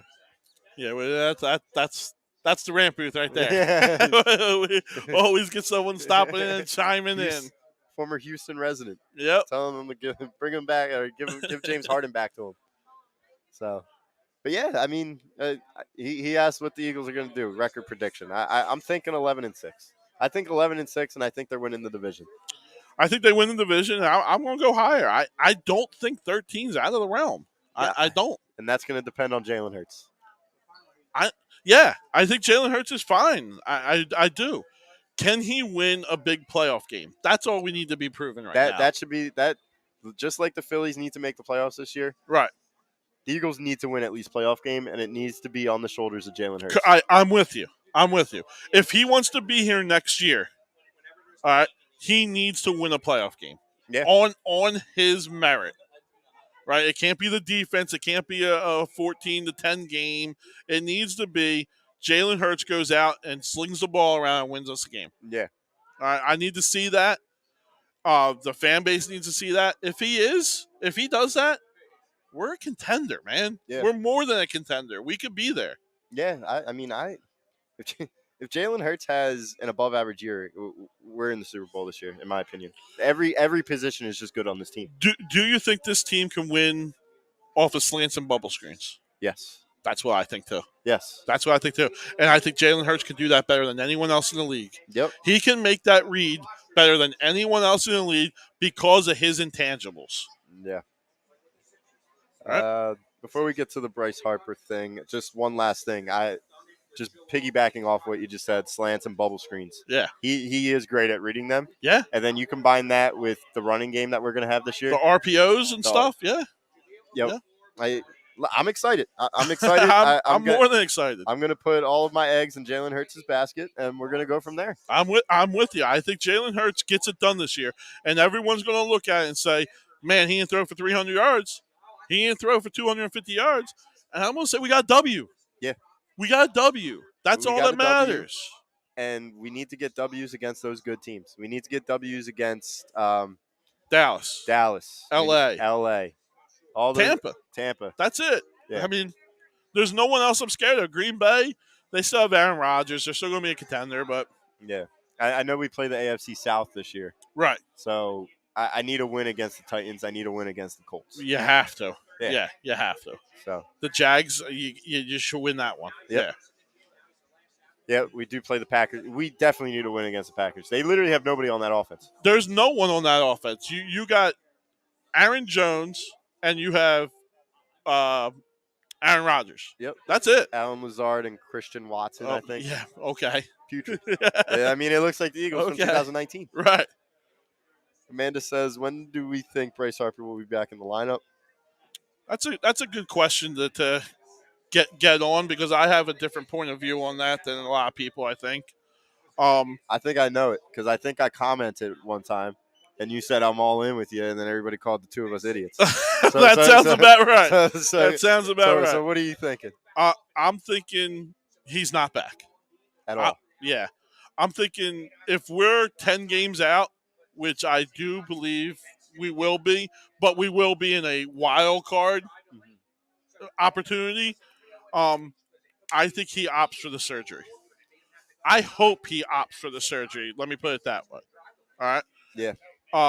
If we're 6 games out, maybe let's push it. Yeah. But you got to keep in mind, if we push it for this year, it's ring or bust. Yeah. Right? It's ring or bust, because you're losing him next year. That's where you sell everything for Luis Castillo. That's where we got to make that decision soon. Yeah. Right before Bryce comes back. I mean, that's 2 prospects. That's 2 out of your 3 prospects. That's a lot. That's a lot to ask, right? So I think you need to have a feeler on Bryce first. I'm hoping Dombrowski and Bryce are really on the same page with this. Yeah. Because it's a real big decision on the way this franchise is. He going to need Tommy John? He needs Tommy John, and that's a year. That's a year, right? So do you opt for that now and maybe get him for a playoff push next year? Or do you think the playoff pushes this year? Well, and then lose him next year, because if we don't have Bryce Harper, no one thinks we're a winner. Here's what I'm going to say to that, because I think Dombrowski goes out and he signs another super contract. I think he signs either a Corey Seager or a Trey Turner or a Xander Bogaerts. I think that's what he does next year. I don't think it happens. I mean, Harper's already pleading for Trey Turner. Right. Listen, I'm all in on Trey Turner, but I don't think Bryson Stott's going anywhere. I think Bryson Stott's the future. Segura is going to be gone. Gregorius is going to be gone. That's right. $32 million off the books already. Okay. I'm not bringing in a superstar. A guy Andrew Benintendi. I'm okay. I mean, where's I want he gonna that play? center field. Yeah, that's where he plays now. Yeah. Right. Put him in center field. Like I want a guy like that. I don't need another superstar. I need my superstars to be healthy. We have enough of them. You have Schwarber, you have Reese, you have Bryce, you have Castellanos, and you have JT. And I think how much more do you really? We're not the Yankees. And I think put it that way. Well, all those other teams have actual farm systems that they could depend on. We don't have a farm system that we can depend on. That's why we need to go out and do all this stuff. And I think you got Schwarber and Castellanos for the cheap. I agree that with barely you. Put you over the luxury tax. Tax. Right. 10 million, I think, or something. Yeah. And then with Gregorius and Segura coming off the books, I think that leaves room for you to get a Corey Seager or a Trey Turner. And then Bryson Stott can be your shortstop, and then the other guy can be second base. Or you put Stott. If you get Turner, you move Stott to either or. Second, yeah. Or Bogarts. Okay. Yeah. Are you just – center field is just not a position anymore? Or, like, we don't care about it? I mean – Duble's still there? Matt Bierlin, Matty Ice. Okay. I mean, what is it? The Curado insurance commercial? I guess. I mean, he's keeping everybody protected. Yeah. Listen, I'm never going to turn down a Trey Turner. Like, I think he was my number one pick in fantasy. I think he's the best player in baseball. Yeah. I'll never turn him down. But at this point, I'm at the mindset where I think I have enough superstars. I need 2 quality players over 1 superstar. I want to fill all the holes and say, I have the superstars to get me over the edge. I just need these holes filled. Go get me a quality center fielder, go get me a quality second baseman, and go get me a quality starter for next year. I'm in. I don't need a superstar. All right. But if Bryce Harper's not playing the entire year, like that's what it comes down to. You're not winning no matter what. But if you sign a Trey Turner, you're not winning no matter what. I mean, you got Trey Turner. Castellanos is going to have a bounce back season next year. I agree with you. I think Castellanos is a professional hitter. I think he goes back to 300, 27 home runs, 100 RBIs next year. All right. Kyle Schwarber is going to hit you home runs in Citizens Bank Park. Correct. I think he's proven that. Yeah, he'll get 40. I mean, I don't know. Reese Hoskins has 2 years left, maybe. I'm a Reese fan. I like Reese. Yeah. His on base percentage, I think he takes a lot of walks, works pitchers. I think he's a valuable part of the lineup. Yep. Alec Boehm's not going to strike out for you like every other guy in the lineup. Yeah, I mean, I would love to see a little bit more power from him, but yeah, I mean, he has stepped it up though. His batting average jumped tremendously over the past 3 weeks. Yeah, 270. 270? Oh, yeah. He was down to 242 at one point. I think. Right. So, yeah, I mean, when it comes to the question is when is Bryce coming back?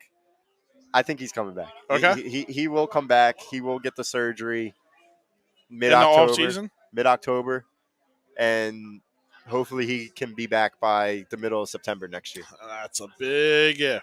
I mean, we look at these torn ACLs nowadays, torn Achilles. Guys are coming back in 8 months. Yeah, if he comes back, you're relegating him to the DH. Yeah. Right? I mean, yeah. And I guess I'm okay with that. And if you're in contention at the time, why not bring him back to just play DH? Okay. Yeah. So I like that. All right. I'm not against it. I just don't think no matter what we do, we're beating the Dodgers this year. I don't think anyone's beating the Dodgers this year. I think it's the Yankees-Dodgers series. Yeah, I mean, Buehler has been struggling this year. Well, he's hurt. If he comes back, he's on the 60-day. He should be back in another month or two. Yeah. If he comes back and gives them anything, and they're going out and making another splash. They're getting a pitcher. They're getting a pitcher. They might get Luis Castillo. They're getting a pitcher.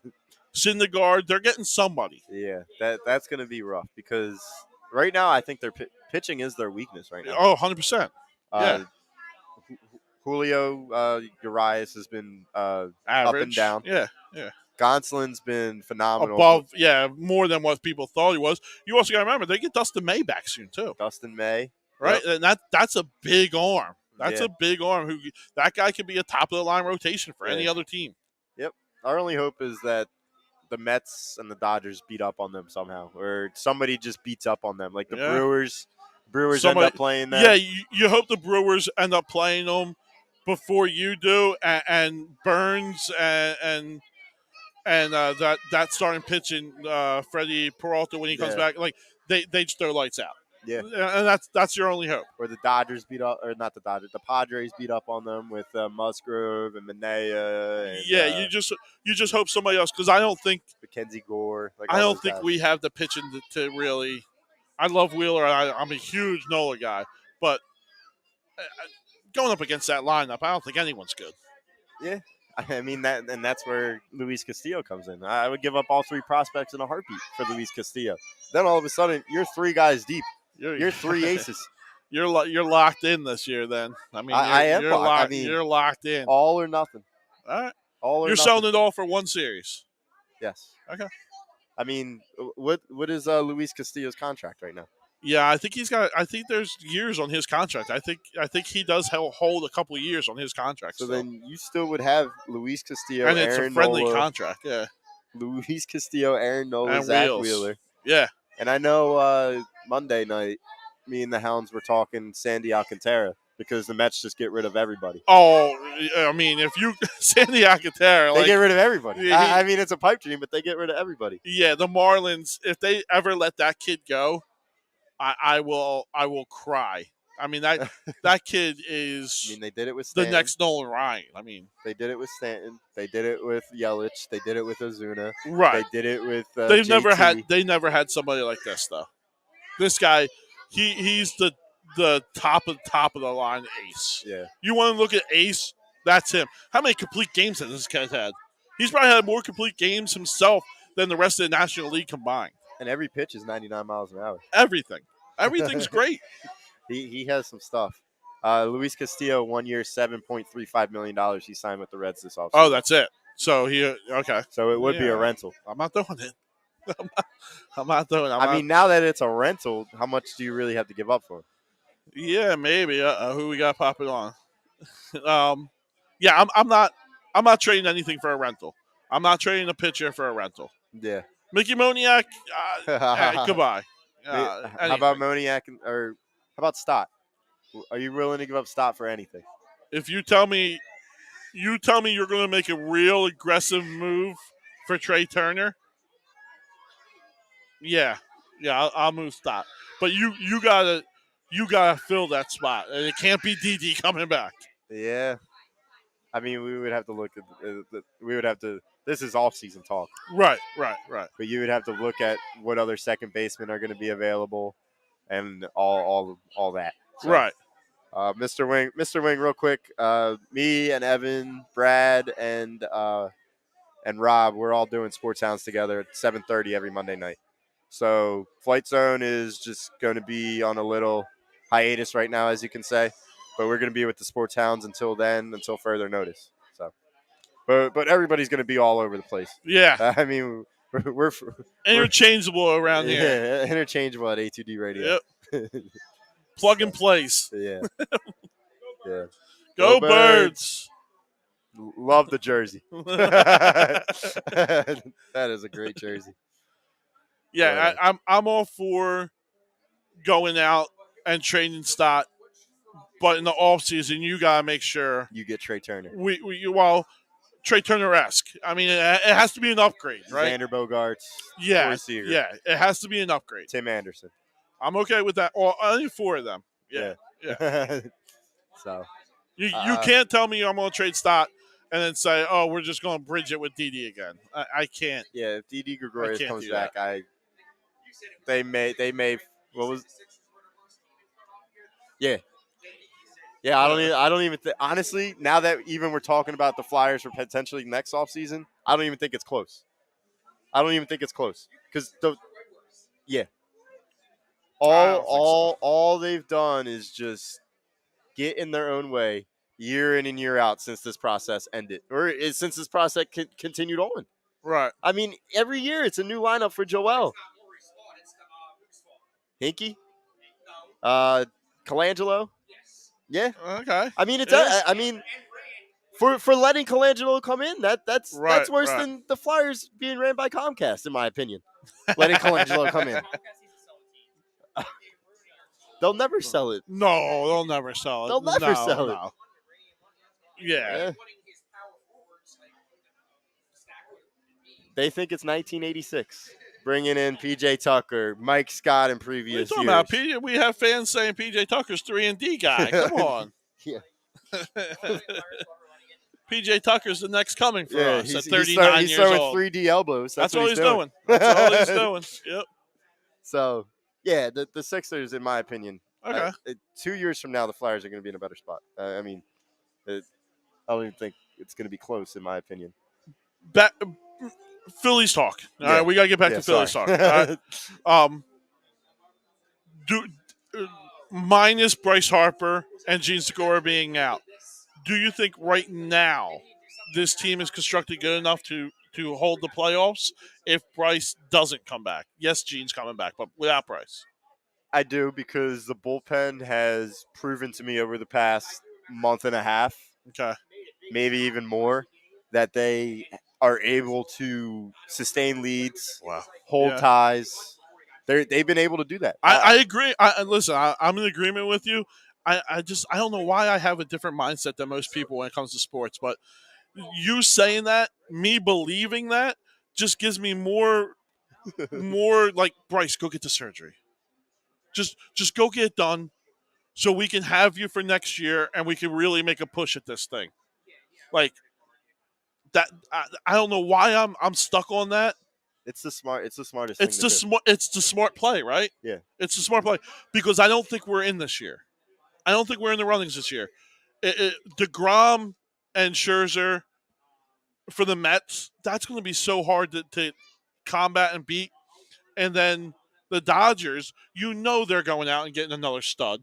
Bueller's coming back. May's coming back. If they go out and get another horse with Gosselin, I don't know who's competing with that team. Yeah. Let's play for next year. The smartest thing to do is to play for next year, and if that also means that we're going to get Trey Turner because Bryce Harper wants Trey Turner here. Right.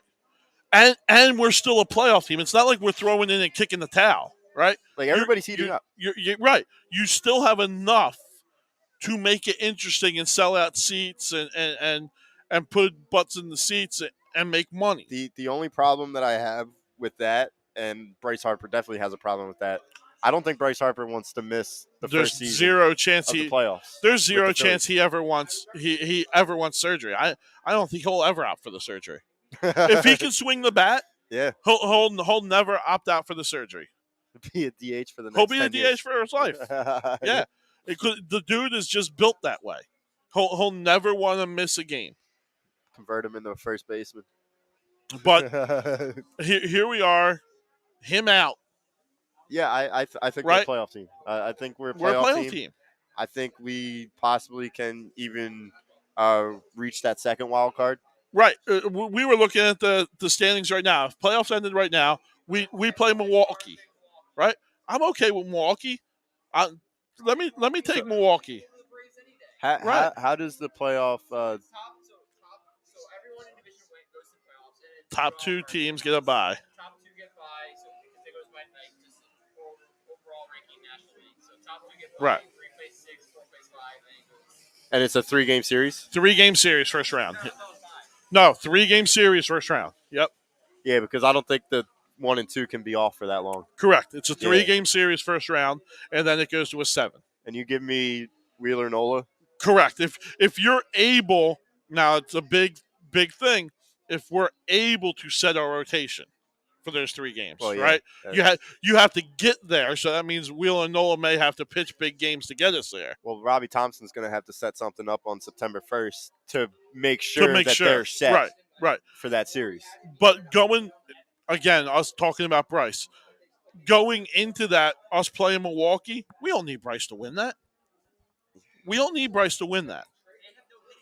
They right, I'm with you. Like, everything makes sense. Right? Everything that you're saying makes sense. Let's say the Brewers don't make it and the Cardinals do. Okay, I'll play the Cardinals. Like, they don't scare me either without Bryce. And here's the thing. Let's say we win, we face the Dodgers. With Bryce in the lineup, we still ain't winning. That would be a 7-game series?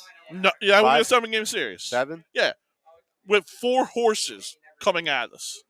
Yeah. Horses. I mean, we've proven to beat up on the horses. You're betting it? I'm not betting it. I'm not betting on Philly sports anymore. I learned my lesson. I'm not betting that. Like, I'm just not. The Dodgers are it, right? And we're not there. But you tell me you take a Trey Turner off of them, and you insert him into our lineup, and I have a healthy Bryce. Okay. No, yeah, I mean, everything makes sense except for the fact that Bryce Harper won't be playing. Everything that you lay out makes sense. Right. But Bryce Harper needs to be in our first playoff. I have no reason why that matters. Has no. I feel like should that not matters. come into the decision factor at all. That matters to a lot of the city, and you know that matters to Bryce Harper. And you're right. This is going to be Bryce Harper's decision. You're right. And I feel like he would have already opted for the surgery by now. If it's Bryce Harper's decision, it's already done. He's playing. Yeah. He's playing. And if he would have taken the surgery, he would have done it by now. No, I think he's gonna. I think waiting till the trade deadline was always what is the smart move. Yeah. If you're 10 games out, I think he opts out. Well, right now you're 8.5. Right. Right. That's doable. That 8.5. Especially with 8.5 is close. I think at the trade deadline, if you're 6 games, then it's doable, right? But if you're 8.5, that's iffy. 10, I think, is a long shot. Yeah. So what? The 3 and the 6 would be Brewers and Phillies, and then 4 and 5 would be those first 2 wild cards, right? Correct. So it would be the Padres and the Braves. Yes. Yep. Okay. And Mets and Dodgers get to bye. Well, yeah, I'd much rather play the winner of the Central. Much rather be that last playoff seed. Please, yeah. Yeah. All right, and again, it just all comes back to with Bryce or without Bryce, we have a chance to win that series. With Bryce, we don't beat the Dodgers. In a 7-game series, and 3 of those games are at Citizens Bank Park, we don't beat the Dodgers. You got to say we sweep at Citizens Bank Park. Stop it. Come on. Stop it. I'm never going to say you're going to beat. They've done it Bueller. This year. They're 4-3. I don't think we beat Bueller. I don't know if we played Bueller or not. I don't think you're going to beat Dustin May. Dustin May is a stud. An absolute stud. Throws 100, has a nasty curveball. Yeah. Has the beautiful red hair. Yeah. Yeah. The luscious locks. I just don't see us beating a team like that. Yeah, I can't disagree. Okay. I can't disagree. All right. As long as my logic seems fair. No, your logic seems fair, but there's no way in hell Bryce Harper misses this season, especially if we make playoffs. I'm with you. So I feel like that's the hypothetical of trading him for Juan Soto. Because it may make sense for the long run. Yeah, Juan Soto 10 years from now is going to be better than Bryce Harper. Yeah. Okay. It's a given. That's easy. Yeah, that's easy to say. Yeah. Right? Bryce Harper is going to be 37 years old or whatever he's going to be. Soto's going to be 32. Soto's going to be a Hall of Famer. Yeah. Yeah. Okay. But I'm still not doing the trade. No, I'm not doing that trade at all. The city would implode if you move Bryce Harper now. No, yeah. But Juan Soto on this team right now. you think about it. I don't even want to think about it. That's dirty thoughts. Yeah, it's never going to happen. It'll never happen. It's never going to happen. It'll never happen. And this is another reason why it'll never happen is the Nationals don't want that. Yeah. Right? And I've been saying it for weeks upon weeks upon weeks. Baseball doesn't work that way. Trades don't work that way. You don't trade stars for stars. You don't trade stars for stars. You trade stars for prospects. Yep. Right? The Oakland Athletics are trading their entire team right now for prospects. Mm-hmm. All right? Arizona is trading their entire team for prospects. Yeah. Miami, there's a whole list of them. Kansas City, all prospects. They don't want major league players back. Yeah. They don't want to take on salary. You just said Oakland Athletics. I know we know Frankie Montas, and we Yes. also know an old friend in Cole Irving. Cole Irvin, yeah, they're the two pitchers. Would you take Cole Irving Blackburn back? too, maybe. Yeah, right? Blackburn. The All Star. Yeah.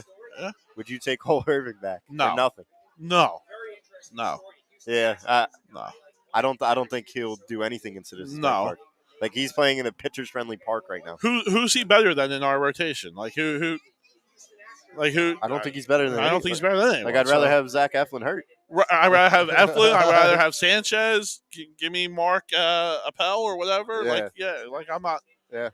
No, I don't want him. Frankie Montas, I would like. Frankie Montas, I'm in for. I'm taking Frankie. Oh yeah. If he's healthy. Yeah. He's been out all year pretty much. Yeah. So. But yeah, I'm all in for him. The guy on the A's that I think is gettable is the center fielder. Laureano. Is he still suspended? No, he's playing. He's back now? Yeah, he's playing. And he's playing at a high level. Hey, package it. Yeah, right. You could. Yeah, I mean, you could do a package like that. I don't think it's going to take much for the A's. The A's are literally filing bankruptcy next year. Like they're Billy done. Beane's still their guy? Yeah, I have no idea, but I know that they have all kinds of issues with the city and the stadiums, and they're a mess. That stupid movie ruined. Like I think it was a good movie at the time, but it was a great movie. It ruined sports. It ruined. I'm not gonna say it ruined sports. Analytics. It ruined small market teams. Oh yeah, it ruined small market teams, and they got a little bit too happy with the analytics. I'm an analytics guy. I'm an analytics That's where guy. we disagree. Yeah, and we're off the rails. It only took us an hour and 45 minutes. I do, and to a certain extent, yeah, correctly. There's a place for it. Listen, I'm not an analytics guy. If my guy's going 7 innings and has 90 pitches and starting a gem, he's coming out in the 8th. Hey, Blake Snell? Right, correct. He's coming out in the 8th. But I do think, me and Billy argue about it all the time. I do think the launch angle and all that stuff, I think that does matter. I think that needs to be put into a factor because all that information determines how good of a player is. It all comes out. I think that ruined Rhys Hoskins. Do you think that ruined Rhys Hoskins? No, I think Rhys Hoskins is what he is. I think he's a hell of a player. Yeah, I mean, I think he was just doing extremely well when he first came up, and then Gabe Kapler and the Nerds went after him. And it just ruined him for 2 seasons. Maybe, but Rhys Hoskins has always been what he's been. Listen, he came in and he was on a tear. Now, you could say, like, the Nerds got to him and that's why he declined. I think it's the complete opposite. I think pitchers actually knew how to pitch to him. Yeah. Right? I mean, you come in and you go on a tear, what are pitchers going to do? Yeah. Do a little research on you. Yeah, I mean, this entire team can't hit a slider. No. Mickey Moniak's a joke watching do that. Nobody can. I mean, that's why Maikel Franco is just what he is because he can't hit a slider. Right, but he can crush a fastball. Yeah. I've seen way too many strikeouts this year off the slider. Alec Bohm, Castellano, Schwarber, Harper. Harper struck out a lot this year. Odubel. Yeah. And it's always been the slider. Right. Can't hit it. Right. Well, and then I think that's where, like, they think a fastball's coming, and then they're thinking all this stuff about the launch angle, the exit velocity, and they're just swinging for the fences. You're a believer. Then a slider comes in. You're a believer in the hardest thing to do in sports is hit baseball, Oh, right? yeah. Okay. 100%. I mean, it is. And that's why pitching always wins over good hitting. Yeah, I mean, that's why 28% if you hit a baseball 28% of the time, you're a Hall of Famer. You're a Hall of Famer. Right. 28%. Right. Yeah. You get a 28% on a test, you're grounded for weeks. Right. But if you do that in baseball, you're a Hall of Famer. You're making $50 million a year. Exactly. Yeah. You're right. So yeah, I know that the toughest thing in sports is to hit a fastball. And to say that Rhys Hoskins got ruined by analytics, I think is a little bit of a slight to him for what he is. He could be the best player right now with plate discipline in the league. Yeah. And to me, that's the analytics I like. Okay. Right? Seeing more pitches, getting the guys behind you to see more pitches from the pitcher, and to get the starting pitcher and get into the bullpen. Yeah. That's the analytics that I love and I think works. Yeah. And Rhys Hoskins does it better than anyone else on our team. Yeah, I mean, I've had a lot of words for Rhys Hoskins over the past 2 seasons, especially in the beginning part of this year up until the last month and a half. I haven't seen the guy have a clutch hit in his entire career up until a month and a half ago. Right. And he's really picked it up. He has. He went from 198 to 250. Right. Yeah, no, he's been on fire. Yeah. And we have seen him in spurts carry this team. Yeah. He has in the past years gone on little 2-week, 3-week spurts where he could carry this team. Yeah, and honestly, he hasn't really done it yet, and that's promising. That's very promising. Because if he does it in the third week of August when Segura and Harper are maybe a week away, and Hoskins is winning us 7 out of 10. Right, and that was coming into the season, me and Rob were talking about that, was yeah, we have a great lineup, but you're only as good as how many guys are hot together. Yeah. Right? If you're 3, 4, 5 hitters and only your 4 hitters hot and your 3 and 5 guys aren't, you're not a good lineup. Nope. Right?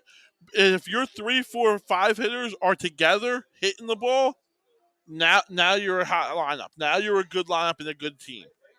Yeah. And I don't think we've really seen that this year to where we've had 3 guys hot. We've had a couple, right? JT and Bryce, Reese and Schwarber, right? You've had a couple guys hot together, but we haven't had that core hot at the same time. I mean, Reese and Schwarber, 1-2, Carried it. were the reason why we're even in this position. Correct. Right now. That and the pitching. Correct. The bullpen. Yeah. I mean, Bohm's been hot over the past few weeks, like we said. He's been going 6th, maybe 5th or 6th. 6. Yeah, but 6, 7. But like right now, it looks like their consistent hot lineup is going to be, and that's what I love about Robbie Thompson. He found a lineup and he stuck with Set it and play it. Yeah, that's unlike it. what Girardi did. Correct. And I think I'm a firm believer in players play, especially 100%. in this city. And to baseball aspect of it, no other athlete and professional sports stars or players have a routine like baseball players. Yeah. Right? They do the same exact thing every single day. They want to know when they're going to be penciled in. Pitchers, bullpen guys want to know what innings they have, when they can prepare. It's the same thing over and over and over every day for these guys. Yeah. And I think Robbie Thompson's perfect for that. He has. He's at least put the team to say, hey, you're going to be the leadoff guy. You're going to be my 6-hole. And whatever happens, happens. Yeah. Don chimes in. Early MVP race, NL and AL. I got laughed at when I said Schwarber's an MVP candidate. Well, yeah. He has to be, right? He has been, yeah. He's leading the league in home runs. Mm-hmm. How do you not put him in a candidate? I don't care if he's batting 220. Yeah. I don't care. I'm just trying to look across. Like I don't think there's like Pete Alonso is probably the number 1 guy on the Mets, right? I would assume so. The Dodgers is probably Trey Turner. Yeah, but I don't think he's not really doing like 300. He's batting 300. Goldschmidt's the other one. Goldschmidt is the guy right now, I think. Right.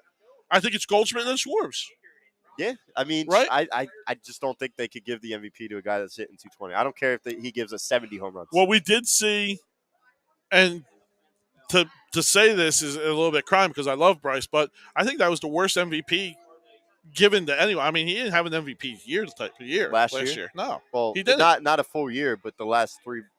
It wasn't even the last month, to be honest. Like, no, right? September was like that was the worst statistical MVP I think I've seen in a long time. July. He had a phenomenal July and August. Yes, he did, and that's what won him the MVP. And he damn near put him on. He did put us on our back. He did. He carried us. He did everything he possibly to get could. us there. Yeah, and that's why he did win the MVP. But the reason why his stats look skewed was because he was hitting all those solo home runs in the beginning. Correct. Like why can't Schwarber do it? Like there's no. In the American League, there's a plethora of guys that can win, right? Yeah. There's a plethora of guys. In the National League, there's not. Mm-hmm. There's just not that many guys having great years. It'll probably be Judge right now in the AL, and then probably. Well, you got Ohtani, you got Judge. There's so many guys in the AL. They'll give it to Judge this year. If he hits 60 home runs. Just the way he's had a phenomenal statistical year, and the Yankees have won damn near 60, 70 games. Even his teammate Stanton is having a hell of a year, right? Yeah. They're all MVPs in the National League, runaways. Yeah. There's nobody in the AL Central that's going to be winning an MVP. And then the West, you got the Astros. I mean, Altuve's not really having that great of a statistical year. No, there's no one there that I'm giving it to. I think Judge is going to run away with it. I don't think he runs away with it. I think Ohtani's going to be there, and I think Stanton's going to be there. Yeah. But, Goldschmidt and then Schwarber, right? It's sad to say. I get it. I hear you. But Bryce Harper was batting 320 for he most would have of the been. Year. Right. No, not this year. Last year. Okay. I mean, that's 100 difference. Well, yeah, right. What did he win last year though? He ended up under 3, didn't he? No, he ended up with I think like 311. Was he over 3? Yeah, last year? he was over 3. Okay. I know for a fact he was over 3. All right, Schwarber's got to get to. Schwarber needs to do what Hoskins did, from 198 to 250, and he needs to do it real quick if he wants a chance at the. I don't think that's going to happen. Yeah. I think he still has a chance for it. If he hits 58 home runs, drives in 95 to 100, how's he not a candidate? I think he's going to get well over 100. RBIs? Yeah, I think he's going to get 118. Where's he at now? Jake, where's Schwarber at with RBIs right now? RBIs and home runs. He's 29 home runs, leads the league. So I think he gets to 50. Right, that's what I'm saying. If he gets to 58 and has 95, 100 ribbies as a leadoff batter. I think he gets to 110 at least. 110 as a leadoff batter. Yeah. Okay. Yeah. I don't know where he's at right now in the MLB. If anyone knows, chime in. How many RBIs? 58. Okay. So 29 and 58. Okay, so 95 to 100, I think is realistic. Yeah. Right. Oh, yeah. Right. So. He's never had 100 RBIs. Yeah, I don't think he's ever had 100 RBIs.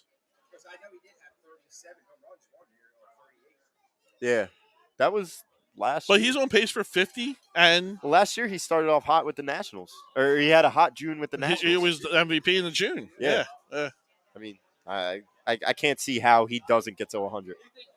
If he gets to 100, then he's really got to be a candidate. Yeah, I don't care if he's batting 220. That's what baseball is now. Yeah, that's what baseball is.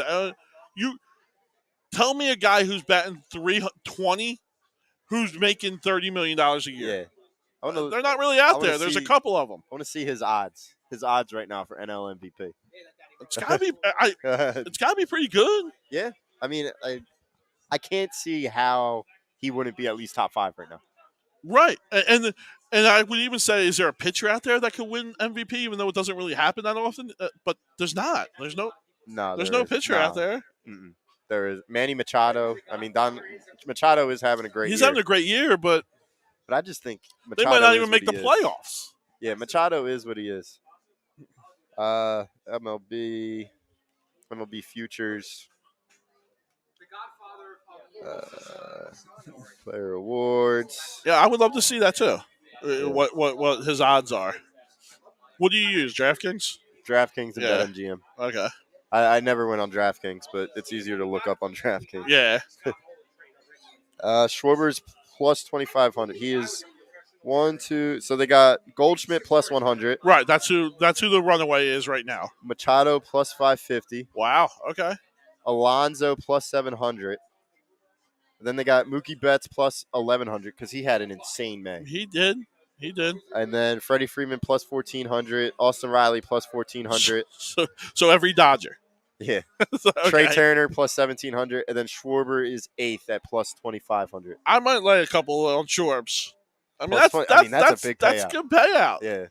And I just don't think a guy who hits 50 home runs and 100 ribs can't be in consideration. Right. He has to be up there. Now, if you tell me that he gets 50 home runs, 100 RBIs, and he gets his average to 240, and the Phillies end up winning the East, and Bryce Harper doesn't come back until the middle of September. Right. Kyle Schwarber's got to be. He's your MVP. He would have to shoulder everything. Yeah. I mean, 50 and 100. That's not going to be. And to raise your average that much in that time frame. I mean, it'll be 18 points. So that's a lot in that time. I mean, we just saw Bohm do it. We just seen Hoskins do it. Right. I mean, JT's catching fire. There's not a lot of baseball left. It's going to go fast. Yeah. It's going to go fast. I do see on that. Right? But what's up, guys? So. No. We got all kinds of hats in here. Yeah. So, rant booth. Yeah, what time we got? I don't even know what time. Oh, shit. We're almost done. We got about a minute and a half. Any last thoughts on your Phillies or Eagles or even Sixers or Flyers? No, I mean, I'm content with how Philadelphia sports is. I'm not happy. Yeah. But I'm not sad. Content. Yeah. Content is a good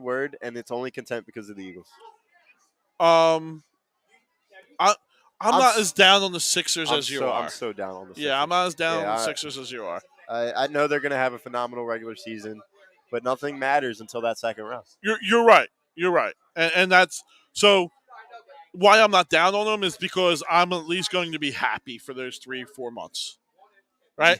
I'm going to be happy. And I'm going to chime in and get on the board and get on the boat like everyone else. This is our year. This is it. Harden's changed. He's a changed man. Yeah, Joe's not hurt. I made myself a promise after that Miami series that I was not going to get my hopes up again. You will. And I hate being – I know I will, and I hate being that guy saying it on air. Right. But this team has just brought me just an insane amount of just sadness. It has. Pain. It really has. But it's only pain until they're good again. Yeah. And then we're all happy. Yeah. Winning solves everything. Once Joe's done, what are they going to do? They lose. And then we go in sadness mode. It's that simple. It's that simple. And then we'll be here again next year saying, I'm done. I can't believe in these guys. That's and why then we'll win again. Right That's why and I we'll can't be do in. It. I mean, I look at the I don't know. You'll be in. I know I'll be in. You'll be in. That's what the Sixers do to me. They're the ultimate win meaningless games to get you all in and flaunter and fail in big moments. Yeah. Yeah. I just hope Joe can get over the hump and get himself a ring before he's done. I would love to see it. But I need it to be with the Sixers. It's not going to happen. Are you going to be cheering for Joel if he's not on the Sixers? No, he's hated. Like everything else. How about towards the end of his career? Hated. That's it. I'm Philadelphia through and through. So he gives us about 5 more good. Like we get 1 more contract from him. So maybe there's 6 years left, and then he's done after that. Maybe we made it to an Eastern Conference Finals. Maybe we made it to the finals, but we never got to the promised land. Yeah, he's not welcome in my store. He's not welcome in the store. Not welcome in my store. He ends up going to the Lakers, and they end up winning a championship. He's banned. I hate him. Yeah, I mean, I hear you. I don't know. I don't know about that. But it's been a great show. I appreciate it. This is awesome. This is fun. This was a great night. It's fun. Yeah. A2D Rant Booth. The Rant Booth is always brought to you by All Campus. Make sure you check us out. We're on 10th Street in Ocean City, New Jersey. It was a fun time.